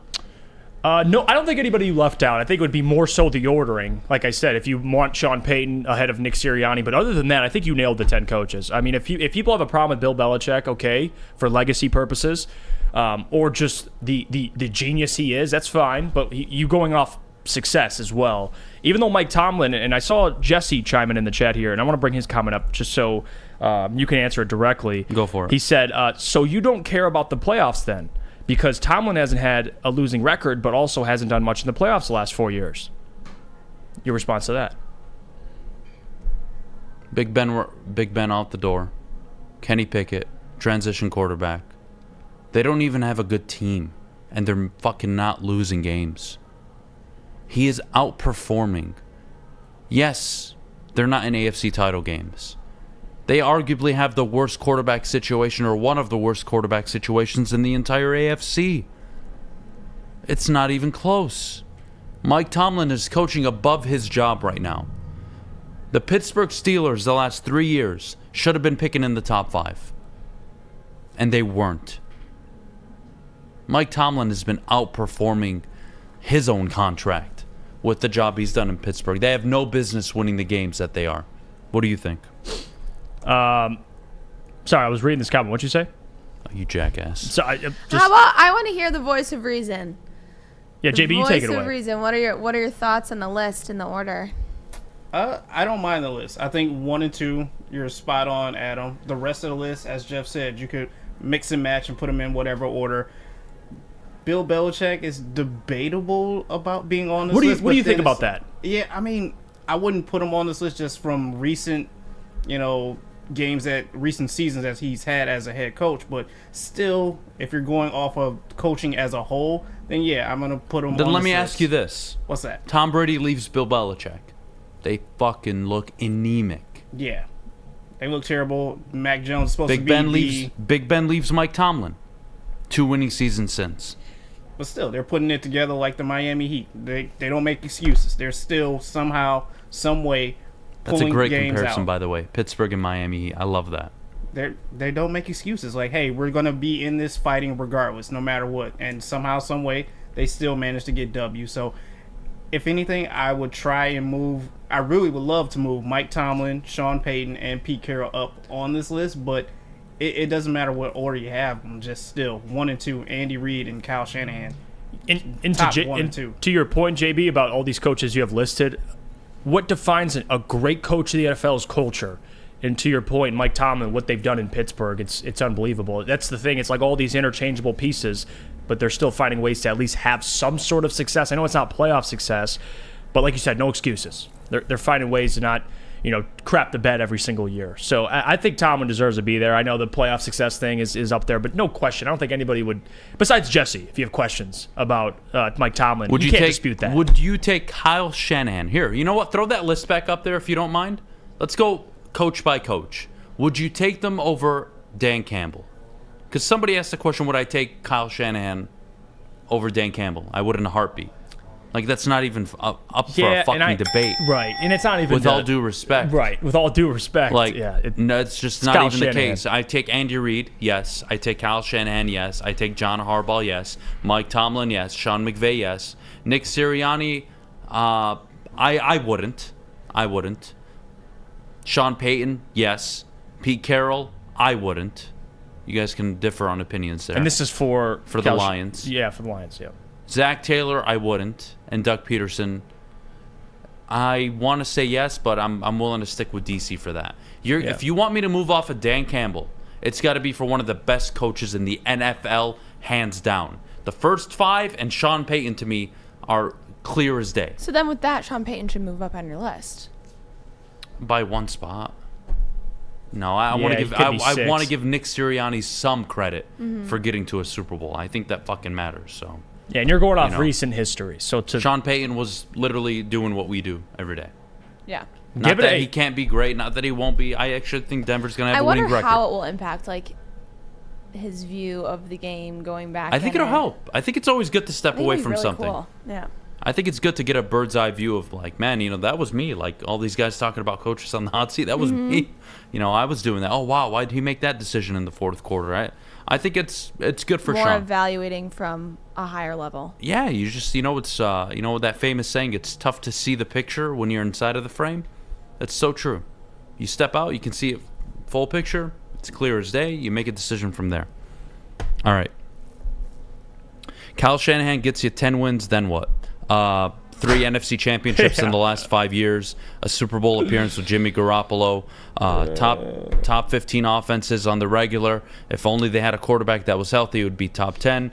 The best run game in the NFL, the best offensive line schemes in the NFL, one of the 10 best defenses in the NFL every year. Oh, I don't know, you fucking asshole! You don't even have to explain it. Just ask Lions fans, would you take that success?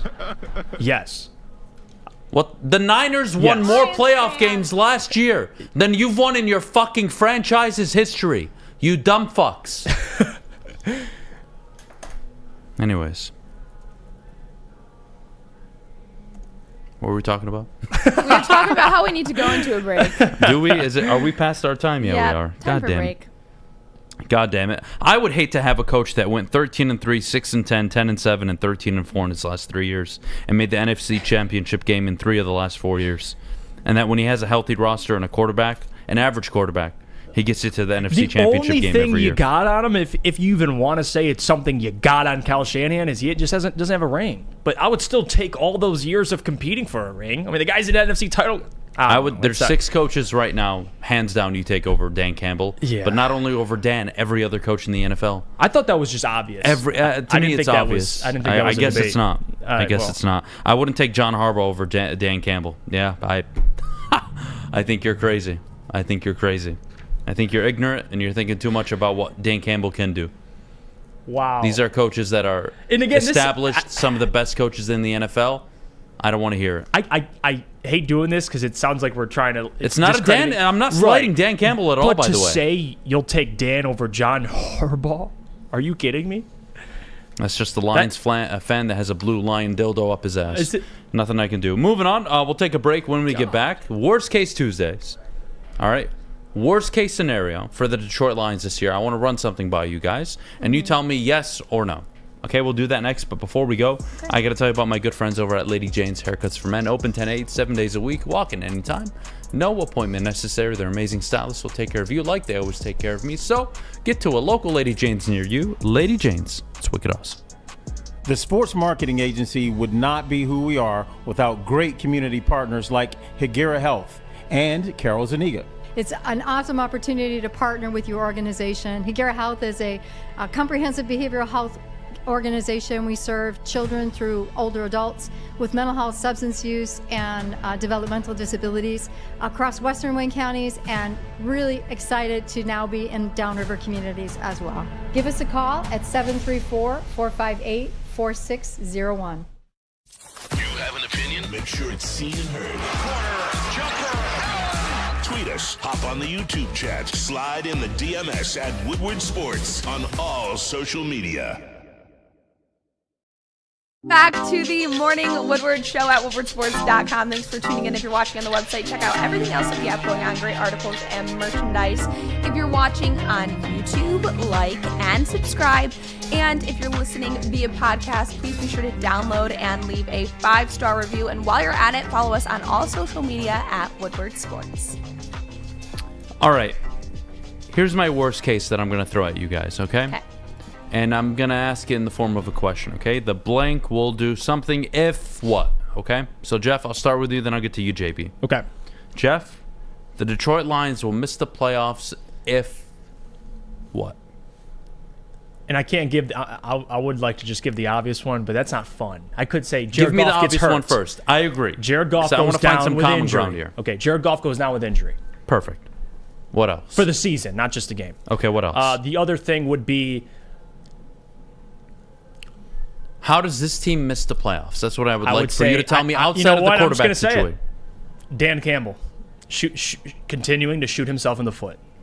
That would be the other part. Okay. Well, this is why we have these conversations. I want to get these answers out of you guys. JB, outside of Jared Goff going down, obviously, how does this team miss the playoffs?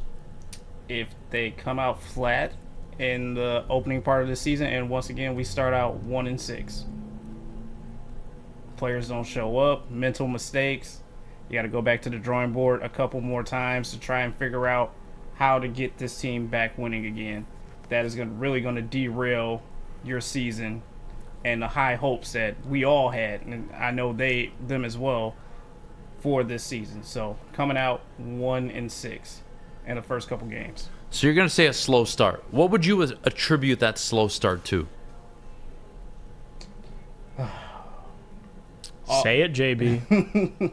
No, well, look, I'm trying to have this conversation. It's not a bad thing.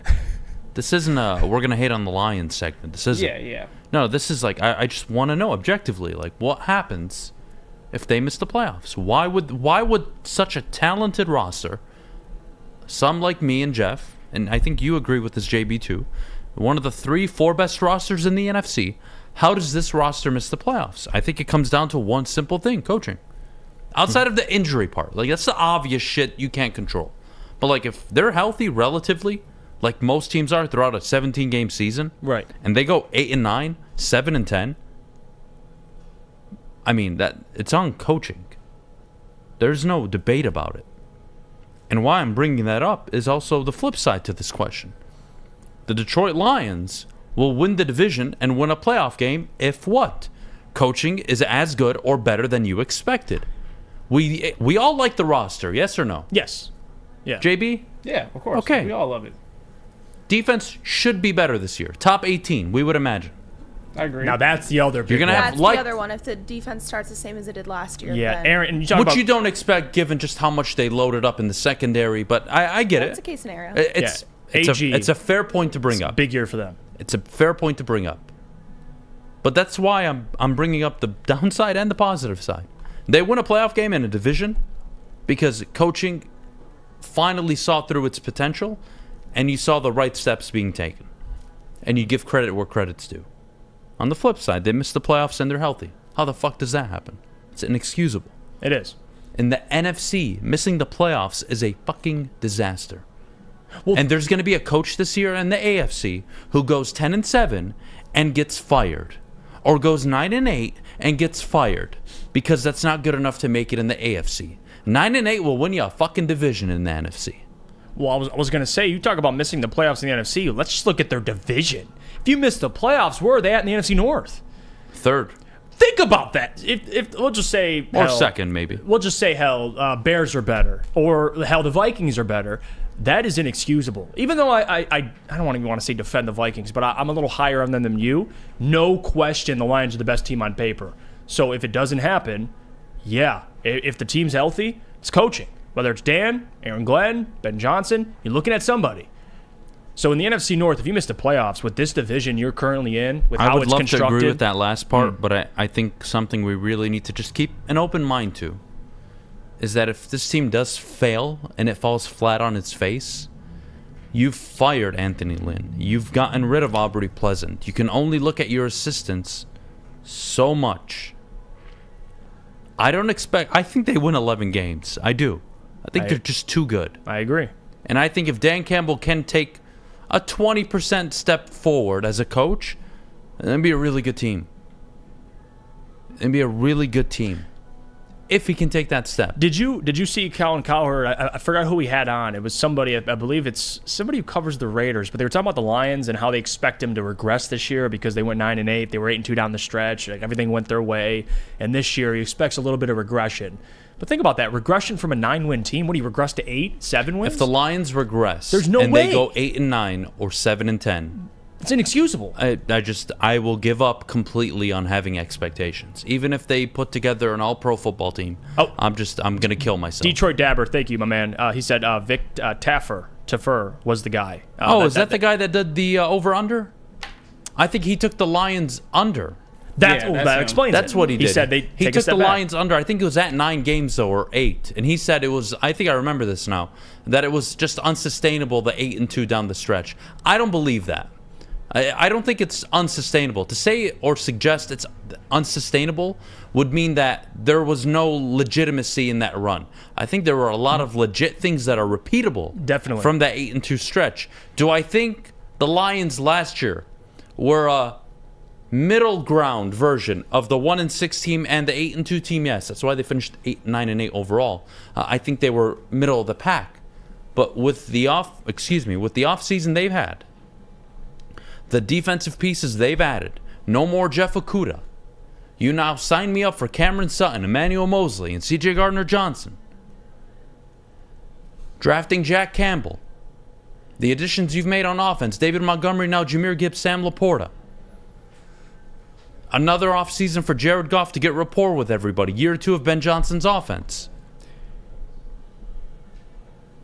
Worst case scenario, to me, the Lions go 9-8. I think that's the worst case.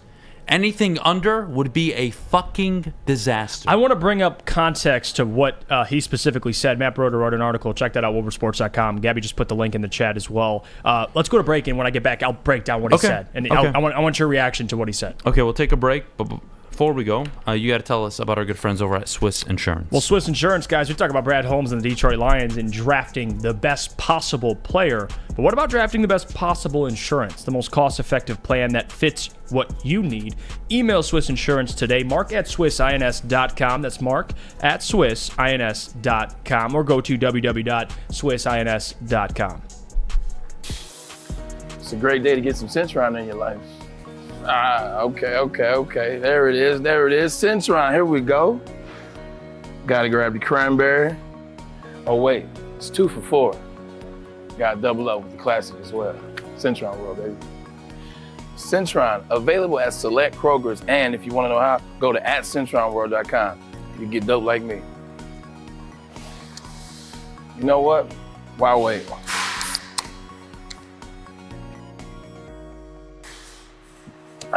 Great taste, guaranteed.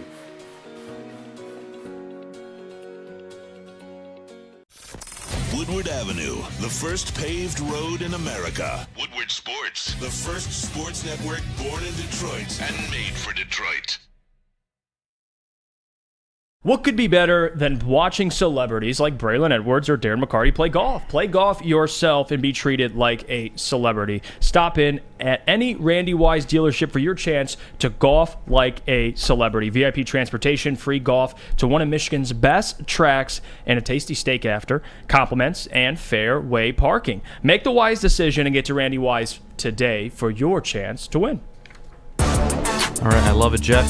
Hit me with whatever you have. So this is Matthew Broder, someone, you guys know Matt Broder. He's used to chilling. And also he does a lot of great work for the Lions as well. He used to hang out for the Morning Woodward show all the time. Wrote a great article on this. And I want to break down some of the quotes that he put in here that was directly from the Colin Cowherd show. Okay. This is the first one. And Cowherd posed a direct question to Teffer. I don't know how to pronounce Don't worry his about last the name. Just say the first name. He if you said, want. this is what Colin Cowherd said. You have the Lions under. First of all, they're a fun story. They've been so bad forever. It's fun. I think there'll be there is implosion potential. Why do you have the under? And he broke this down. To first said, last year they had such a great run. I just think that there has to be a little bit of regression this year. It's a tough schedule. I think a small regression is not going to be too surprising. That's what he said. Okay, it's tough a tough schedule, but shouldn't be surprised if they regress. In 12 of the 17 games. Tough schedule, yes, I agree. But they're going to be favorites in 12 of the 17. Mm-hmm. Vegas is expecting them to win 9 or 10 games. Look, let me just get this out of the way now before a down of football has ever been played or anybody gets hurt. I'm just going to say it now so we're all on the same page heading into year 3 of this project. 10 wins, and I'm good. 11 in the division, I consider that a huge success. You win a playoff game on top of that, sign me up. But to Colin's comment about implosion potential, that just tells me one thing. They fall apart because of coaching. Do I expect that to happen? I'll say it from now. No, I don't. Do I expect Dan Campbell to cost his team 4 or 5 football games this year? No, I don't. I think he's learned his lesson over the last 2 years. Mm-hmm. I think he's actually gotten better at it, especially in the in the home stretch of last season. He was very competent in those situations. Data suggests it, and I just watched it with my own eyes. I don't need the data to tell me anything. Yeah, outcoached a lot of good coaches head to head. So implosion potential means you just see this team falling apart with whatever goes bad will go bad. Mm-hmm. Maybe. I don't expect that. That's not the expectation I have for this season. The expectation I have is that this is an 11-win team that hosts a playoff game in Ford Field for the first time in its entirety, and you move forward with that. I think it's a good football team, and that's the way I'm looking at it. If they underachieve, if they implode, I don't need to say anything. No. I don't need to come know. up here and throw my laptop. I don't need to come up here and scream into the mic. If they implode and go 6-11, and they're healthy, I don't need to fucking say anything. You guys can do all the talking. You don't need me to say anything. It'll be obvious. So, and that's what I think. And Jeff. I think some of that too, that they have implosion potential. That's got to be still that SOL I think that's stigma. 100%. I don't want to put too much stock in an organization that hasn't shown me anything, which I understand that, but at least locally, we understand it's different. But from Colin's perspective, who has to cover all national teams, I get it. but also implosion potential. You could say that about any team. I mean, look at the Eagles' schedule. There's a little bit of implosion potential there. Like, Eagles have a tougher schedule, and I think they'll still have double-digit wins. Lions their schedule is tougher, but we did this last season, too, with the schedule. I hate looking at the schedule because it's always teams based on last year. We don't know what any of these teams are going to do this year. So, first 2 games are tough. Kansas City, Seattle. But don't tell me there's implosion potential with a lot of teams. That's just how the NFL works. One year you have a great year. Other years they're very unpredictable. Injuries, you have to take into account a lot of different things. Can we agree on something then? What? By the end of the year, come Super Bowl, you are going to have clarity on the future of this team. And that could mean a lot of things. I think this year you'll know whether or not Jared Goff will be here for another year or 2 or more. Mm-hmm. I think by the end of the year you'll know if Dan Campbell is capable of being a head coach in the NFL or not. And you know what? I brought up that top 10 coach list and nobody even reacted to one name I left off, who is a multiple-time division champion, reigning division champion, has won it 3 or 4 out of the last 5 years, I believe, who's won multiple playoff games, who's been to an AFC championship game, and nobody says anything because he's underperforming. And that's Doug McDermott, in Buffalo. Nobody says anything. Nobody has any outrage. He has more of a track record than any coach we've ever hired. Why is he not on that list? Well, because he's underperforming. Yes. And it matters.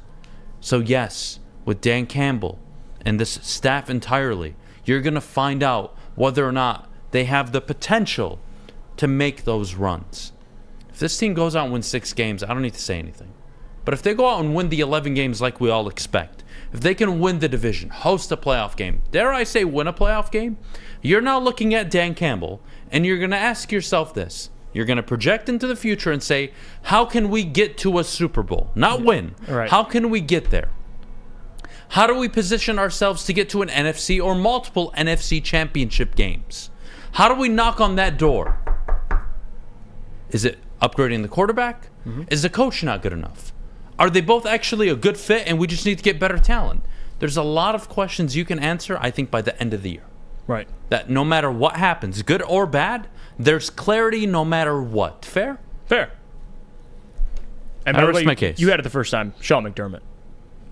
Oh, you said Sean in the correct. God damn, I don't know why I said trust Doug. your gut. You had it right. But no, I think that's fair. Even Sean McDermott, to your point, the expectations they have in Buffalo, Super Bowl, make the Super Bowl. They have not been able to do that in a tough AFC. The Lions this year win a playoff game. If they do that, Dan Campbell, everything else will take care of itself. Just win, baby.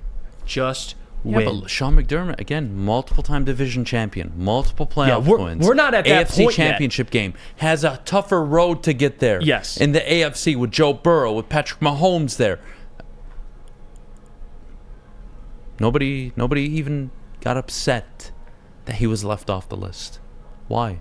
Because you don't revere him as one of the best coaches in the NFL. Well, you revere him as a coach who is winning because of circumstance. A coach that is winning because of Josh Allen. He's failed to build an offensive line and run game around Josh. That is his problem. And as a defensive coach, the defense hasn't been all that great. So yeah, Sean McDermott's got a lot to prove this year. He'll be on the hot seat. Yeah. And then there's guys like Mike Vrabel who just aren't on the list because of, again, trying to figure out who's your quarterback. Yeah, but Mike Vrabel, that's another guy. Everybody says, what if Dan Campbell can be the offensive version of Mike Vrabel? Well, what exactly does that mean? Right? Because I'm going to look at this coach, and I'm going to ask myself, how good is he as a coach? I think X's and O's, I think he's pretty solid. Mm-hmm. He's a damn good coach. His first losing season last year, for obvious reasons. Yeah, it was a disaster. But he walked into Tennessee, 2 9-win seasons, and then 2 consecutive divisions at 11-5 and 12-5. 2 playoff, God damn it, Adam. 2 playoff runs, one of them got to an AFC championship game. Solid coach. But is anybody looking at Mike Vrabel and saying he's changing the league? Is anybody looking at Mike Vrabel and saying, I would fire my coach today for Mike Vrabel? No. I think they're not doing it with Mike McCarthy. They're not doing it with Sean McDermott. They're not doing it with any of these guys. And that's why that top 5 that I showed you, and if you want to include Sean Payton, I'll give you that, 26 other teams would fire their coaches immediately for Andy Reid, Sean Payton, Kyle Shanahan, John Harbaugh, Mike Tomlin, Sean McVay. And if you don't believe that, you're just lying to yourself. We'll take a break. When we get back, we'll preview Game 4, Miami, Boston coming up next, and then we'll get to mailbag. But before we go, Jeff, our good friends over at Guardian Alarm. Well, let me tell you about them. The best defense available. Our professional technicians, or Guardian Alarm's professional technicians, take the time to recommend security and automation solutions specific to your needs. They got 24/7 professional monitoring as well. You can call them anytime, day or night, and know that a Guardian team member will stay on the phone with you for as long as you need. They also have technology that's backed by people. Your safety and security deserves technology that's not only been proven to work, but by people that have been proven to care. Call 1-800-STAY-OUT for more information. Introducing the Planet Fitness Guide to getting that post-workout glow. Step 1. What's your why? More epic energy? Better sleep? Blow off steam? Step 2. Join Planet Fitness for just $10 a month and get moving in our clean and spacious clubs. Step 3. Bask in that post-workout glow. Join Planet Fitness today for just $10 a month. Join today at any of the 50-plus Detroit area locations. We don't like to brag that we are the toughest sports network in Detroit, but we do have a guy named Darren McCarty on our side. Lemieux and McCarty, who've had a good knockdown drag up. There they go, right on the whistle. Baby, talking to one another. Woodward Sports. Welcome back to the Morning Woodward Show at woodwardsports.com. Thanks for tuning in. Please be sure to check out all of our shows Monday through Friday, 8 a.m. to 7 p.m. every single day. You have Big D Energy at 11 a.m. You have Ermanni and Edwards with Maz at 2 p.m. And then you have the Woodward Heavyweights at 5 p.m. Check us out wherever you listen to your podcasts, on YouTube, and of course at woodwardsports.com. All right. I love it. 20 minutes left on the show. Here's what we're going to do. I think there's another sweep in order for tonight. Miami, Boston. Yeah. This is, I think, one of the biggest problems we have in today's NBA, just in general. We anoint people as superstars before they even accomplish anything. You know what sets superstars apart for me? The ability to make others better. I think that's like the biggest deciding factor when looking at a player and trying to see if he's a superstar or not. Jimmy Butler, superstar. Makes other teammates better, takes over. He's the unquestioned best player and leader. Nikola Jokic makes others better. He's the unquestioned best player. When he speaks, everybody listens. Jason Tatum, although to me he's still a superstar, he's missing that part of his game, making others better. He did it in last year's finals for a stretch. He had that one game where he had 14 assists, I believe. He struggled shooting. But in this series alone, I don't know if it's Joe Mazzulla, if it's him playing with Jaylen Brown. I don't think they know how to play together. He's missing that part of it. Maybe it's because of Jaylen Brown. But the Celtics, to me, they get swept, which they will. They're going to lose.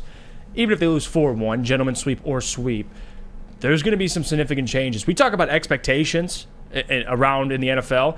Think about Boston and what they expect. It's championship or bust. If you get swept in the Eastern Conference Finals to a team that barely made the playoffs, yeah, somebody's going to have to die on that sword. And to me, it's Joe Mazzulla potentially, even though I think he's getting a lot of the burden, which part of it he deserves. He'll be probably fired.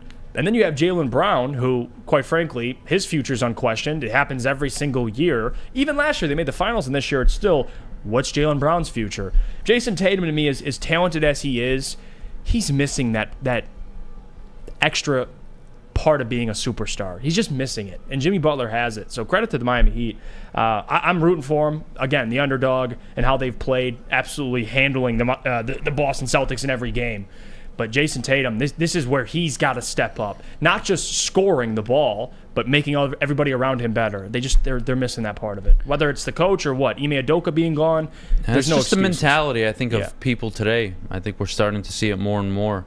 I'm not saying you have to just be ruthless all the time. You can show empathy. You can show, intelligence enough emotionally to make your way through anything in life, not just sports, but there are some unwritten rules where we don't negotiate them. Come playoff time, you're my number one, you fucking act like one. Right. You play like one. You demand like one. You show effort like one. You don't sit there on the bench and do this whenever the Miami Heat hit a 3-point shot. Jaylen Brown, Jason Tatum, I don't know how it works. I know they're winning a lot of games, but they're getting exposed in the playoffs year after year after year now. They were up 2-1 in Golden State last year. They were. They couldn't close the deal. Couldn't stop one player. One player. I don't know. I don't know what to think of this team. It really bothers me because they have a lot of talent. But you're seeing Eric Spoelstra just go to work. It's such a mismatch. It's not even fair to Missoula. And that's why team chemistry is so important. You look at the two teams right now that are up, or now the Nuggets closed the series. They're already in the finals. But the Nuggets and the Miami Heat, I think we'd all mutually agree that those two teams, the Heat and the Nuggets, best coach teams in the NBA. Yes. And on top of that, along with that is the togetherness, their chemistry. It's just the way they play basketball. It's night and day compared to the Celtics or the Lakers. The Celtics, for example, and JJ brought this up on his podcast. You watch some of the Celtics. Watch this playoff series so far, even last game. And again, JJ brought this up. Got to give credit to him. Jason Tatum coming off a pin down screen and Jaylen Brown sitting there holding the basketball, contested 3-point shot or kick it to Tatum for an open three. He chucks that thing up. Like he looked off Jason Tatum. Like as of a year ago, he would have passed the ball. Like there's that. Yeah, but I don't think it's just their dynamic either. They're just missing that part of it. I think the coach is a big problem. I think they have no leadership on the team. True. Nobody respects Al Horford, and I don't mean that in a bad way, but the way they respected him the last few years compared to now, it's non-existent. Marcus Smart has as many turnovers as made field goals in the conference finals. That's a fucking disaster. And then on top of that, you have and he's Tatum. still shooting. Oh, yeah. And then you have Tatum and Brown, who combined for 1 for 14 from three last game. It's inexcusable. It's on those guys. I think coaching, and this is why I always make this argument, coaching matters the most situationally. So Joe Mazzulla situationally has been bad, but it's also on the superstars, quote unquote. It's on your best players. So Jaylen Brown and Jason Tatum, they don't get excused from this. I think the easy thing to do would be to say, Joe Mazzulla, he can't coach. This team, if they had Ime Udoka, things would be different. I don't know about that. Like the team, how the team's constructed would be the same. So if a coach would make a difference, maybe so, but it's still on those two players. It's a superstar-driven league. So if Jaylen Brown and Jason Tatum are struggling as they've been struggling in this series, you're not going to win. It's that simple. Joe Mazzulla can't go out there and guard Jimmy Butler. But I think there's more to it. I really think they lack the on-court awareness to understand what's going on.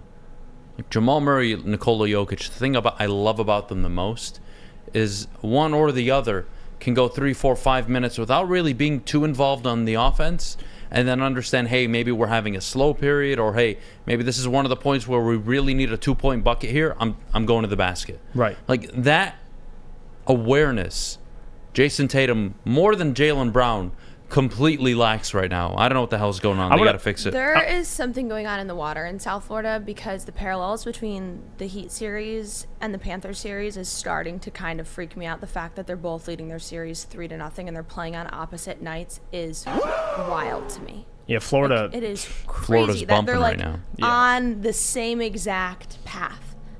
Especially how they started. Both Florida, the Florida Panthers being were down not 3-1. expected at all to be in this playoffs run. They were not expected to be in the playoffs run, and now they are. Well, they have the best goalie in hockey. I think that helps. After team, and completely come up against all of the pushback, and I think. What do they have in common, though? Wild.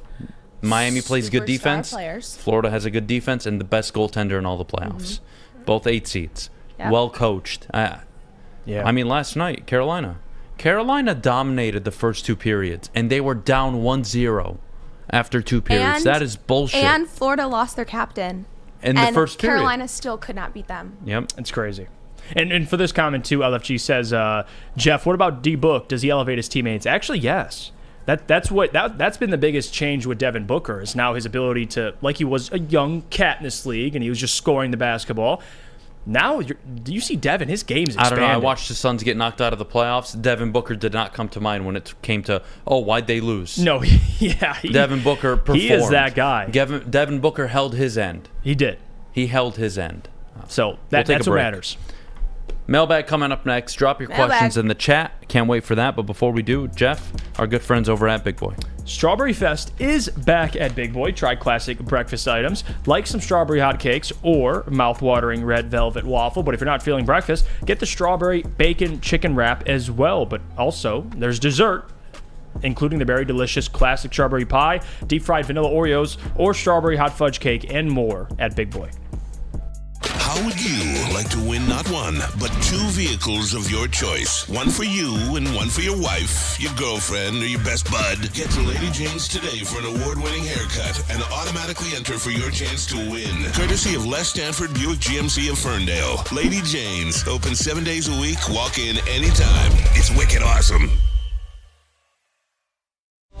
Since the dawn of moving people, Chevrolet has led the way. The world of transportation is changing. At Feldman Chevrolet, we are leading the charge forward. With every electric vehicle, every mile traveled, one Feldman at a time. The company that puts more Chevys on Michigan roads is now the #1 name for Chevy electric vehicles. We are the network for Detroit by Detroiters. Welcome to the Woodward Sports Network. Welcome back to the Morning Woodward Show. For the last segment here today, be sure to follow us at Woodward Sports to keep up with all of our social media coverage when you're not watching shows. But from 11 to 1, you can catch Big D Energy. 2 to 4, you can catch Ermanni and Edwards with Maz. And 5 to 7, you can catch the heavyweights here at woodwardsports.com. All right, I love it. Mailbag. Jeff, where do we want to start, buddy? We'll start here. Let's see. Denver Blair says, mailbag. Flannel and Jeff both get new haircuts. No. I don't know if Sam got a new haircut or not, but no. Same as usual, my man. Jack says, mailbag, Gabby, thoughts on Jordan Travis being better than Cade Klubnik? Look, I think that Jordan Travis is going to have an explosive season. He's had this time to warm up. He's had his ups and downs, but for the most part, he's been going up and to the right, and I think this season we're going to finally see him come into his own and have a great team around him, coaching situation that is stable. I'm really excited for Travis's year.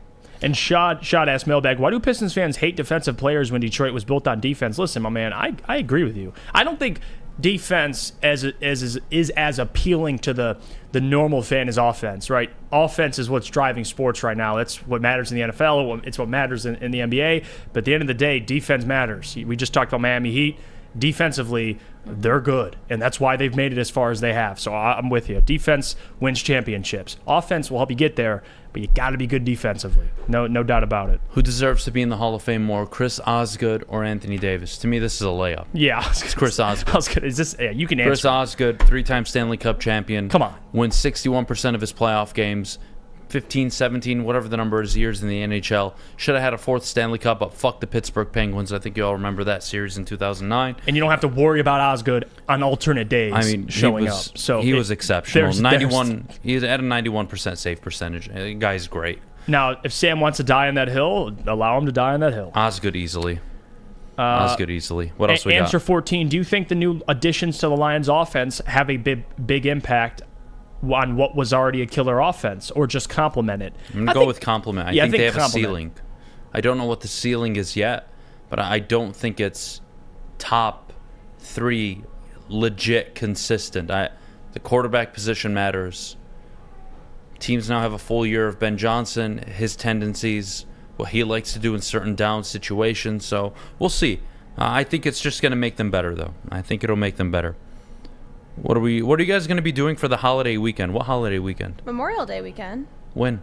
This weekend. This weekend's Memorial Day? Yes, this weekend is Memorial Day weekend. Adam. Memorial Day is on Monday. Is that when the pools open up? Adam. Summer begins. Yeah.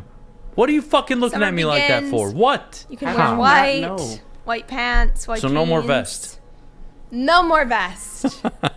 I'm gonna come in on Tuesday with a vest on. I will scream. IT Hip says, mailbag, do you believe Brian Branch could have the most positive impact among the rookie class? I'll tell you this, maybe not this year. I think they'll find ways to play Brian Branch. I think Brian Branch could be the best player down the line in this rookie class. I do believe that. But day one, I don't know if with all the signings they've made, he'll be able to do it year one. But I think he could do it down the line. I think Brian Branch could end up being that guy you look back and say, how did we get him in the second round? Easily. All right, fair enough. Donovan Strong, mailbag. Jeff, who do you prefer at 5 right now for the Pistons? I think there's a collection of guys. I don't think I'd be upset. Cam Whitmore, you see more and more talked about amongst Pistons fans. The Thompson twins as well. Taylor Hendricks is somebody that I like a lot. Jarris Walker, speak about defense. We just talked about it. There you go. There's your best perimeter defender coming out, at least in the top 5. So I'm going to lean Taylor Hendricks right now. I think he fits everything I'm looking for.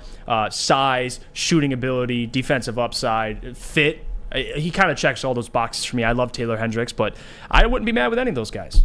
Cam Whitmore, I think they're all great prospects, but everyone's going to have their preferences, and that's my preference, Taylor Hendricks. All right. Mailbag, where would you rank the Lions' defense this year? Austin asks. I'd say 18th, and I'd be very happy. If they finish 18th, I'd be very, very happy, and I'd bet a good amount of money they win the division. Top 18 defense signed me up for the division title easily. Yeah. I think it's a cakewalk. Will LeBron retire? I will say top half defense. Like Neil always says, don't say they're 15th ranked, just say they're top half. It sounds better. It's all in the way that you put it. It's all the way you put it. I like top 15 way more, but okay. Will LeBron retire? Or top 16. Will LeBron retire? No. That's all the leverage play against the Lakers. It really is. If you guys know, LeBron's going to say this, I'm going to take time. So the Lakers sit there and panic and go, okay, we got to build something around LeBron. Because if LeBron said, I'll be back next year, it's you know what they should do? Does he have a no-trade clause, by the way? Assuming so, yes. I mean, there's no way LeBron gets traded. Even if he doesn't, he's not getting traded unless he asks. LeBron does not have a no-trade clause. If I'm the Los Angeles Lakers, I ship his ass and Anthony Davis out the fucking door, and I get a haul of picks and a haul of assets, and I rebuild my team. Because we're not winning a championship anytime soon. Well, that's what I do. Okay, that sounds cute, but it's not cute. Not happening with legit. LeBron. You don't just. I trade Anthony Davis to the Boston Celtics for Jaylen Brown and picks, and then I trade away LeBron James to whatever fucking team I want, and I get whatever I'm looking for, and I move on. You can laugh. That's what I do. I'm the GM. I just that's can't exactly imagine. what I do. Listen, I'm here for it because I get to do a show where we discuss it. So I would love LeBron getting traded. I just don't think it would happen. Selfish reasons. Yeah, selfish reasons. I'd love to talk about it. LeBron being traded? They have to trade AD. Now that could be potentially He's an old 30 years old, but if Boston's willing to answer the phone, I'm calling Boston for Jaylen Brown. I'm sending them Anthony Davis. I'm sending them fucking whatever they want. I'm making it happen. And here's the interesting part. part. I'm trading LeBron for Bruce Brown at this point. Bruce Brown. Get out of here. Oh, God. What is your favorite food to grill out in the summer? I am a burger guy.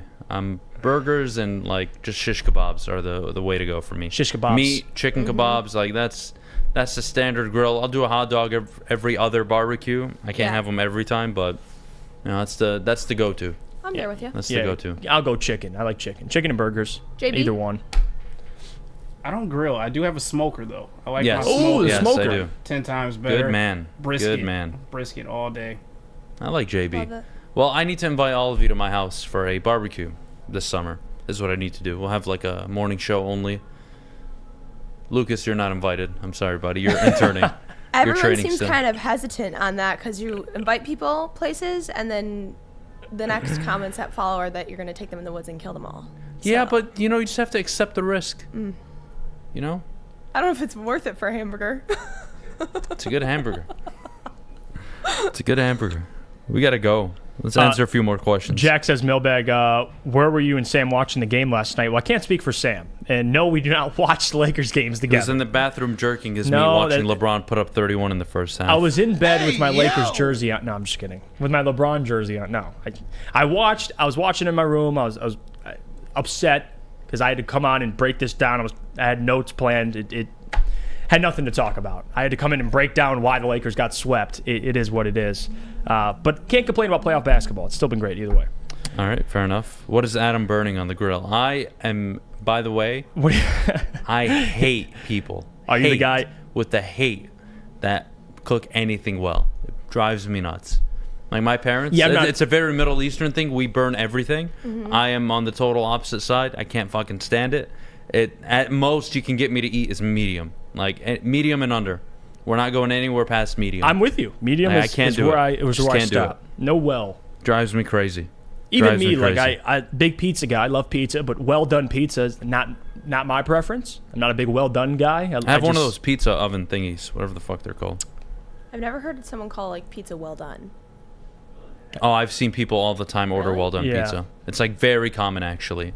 People love their like crust burnt. Yeah. And the cheese like dark, if that makes sense. And by the way, Chuck says Jeff is not on the same level of fandom as Sam. Yes, Sam's approaching a level of just psycho. Even though I love Sam, but even the AD takes, I can't get with Sam there. That's why I love this Stop network. throwing Sam under the bus. Leave him alone. We're out of here. Till tomorrow, you guys all have a great rest of your day. I guess it's Memorial Weekend, so I got to get my plans ready because I had no plans. I didn't even know it was Memorial Weekend. Better fire up the grill. Damn right, motherfuckers. You enjoy your weekend. Fire it up.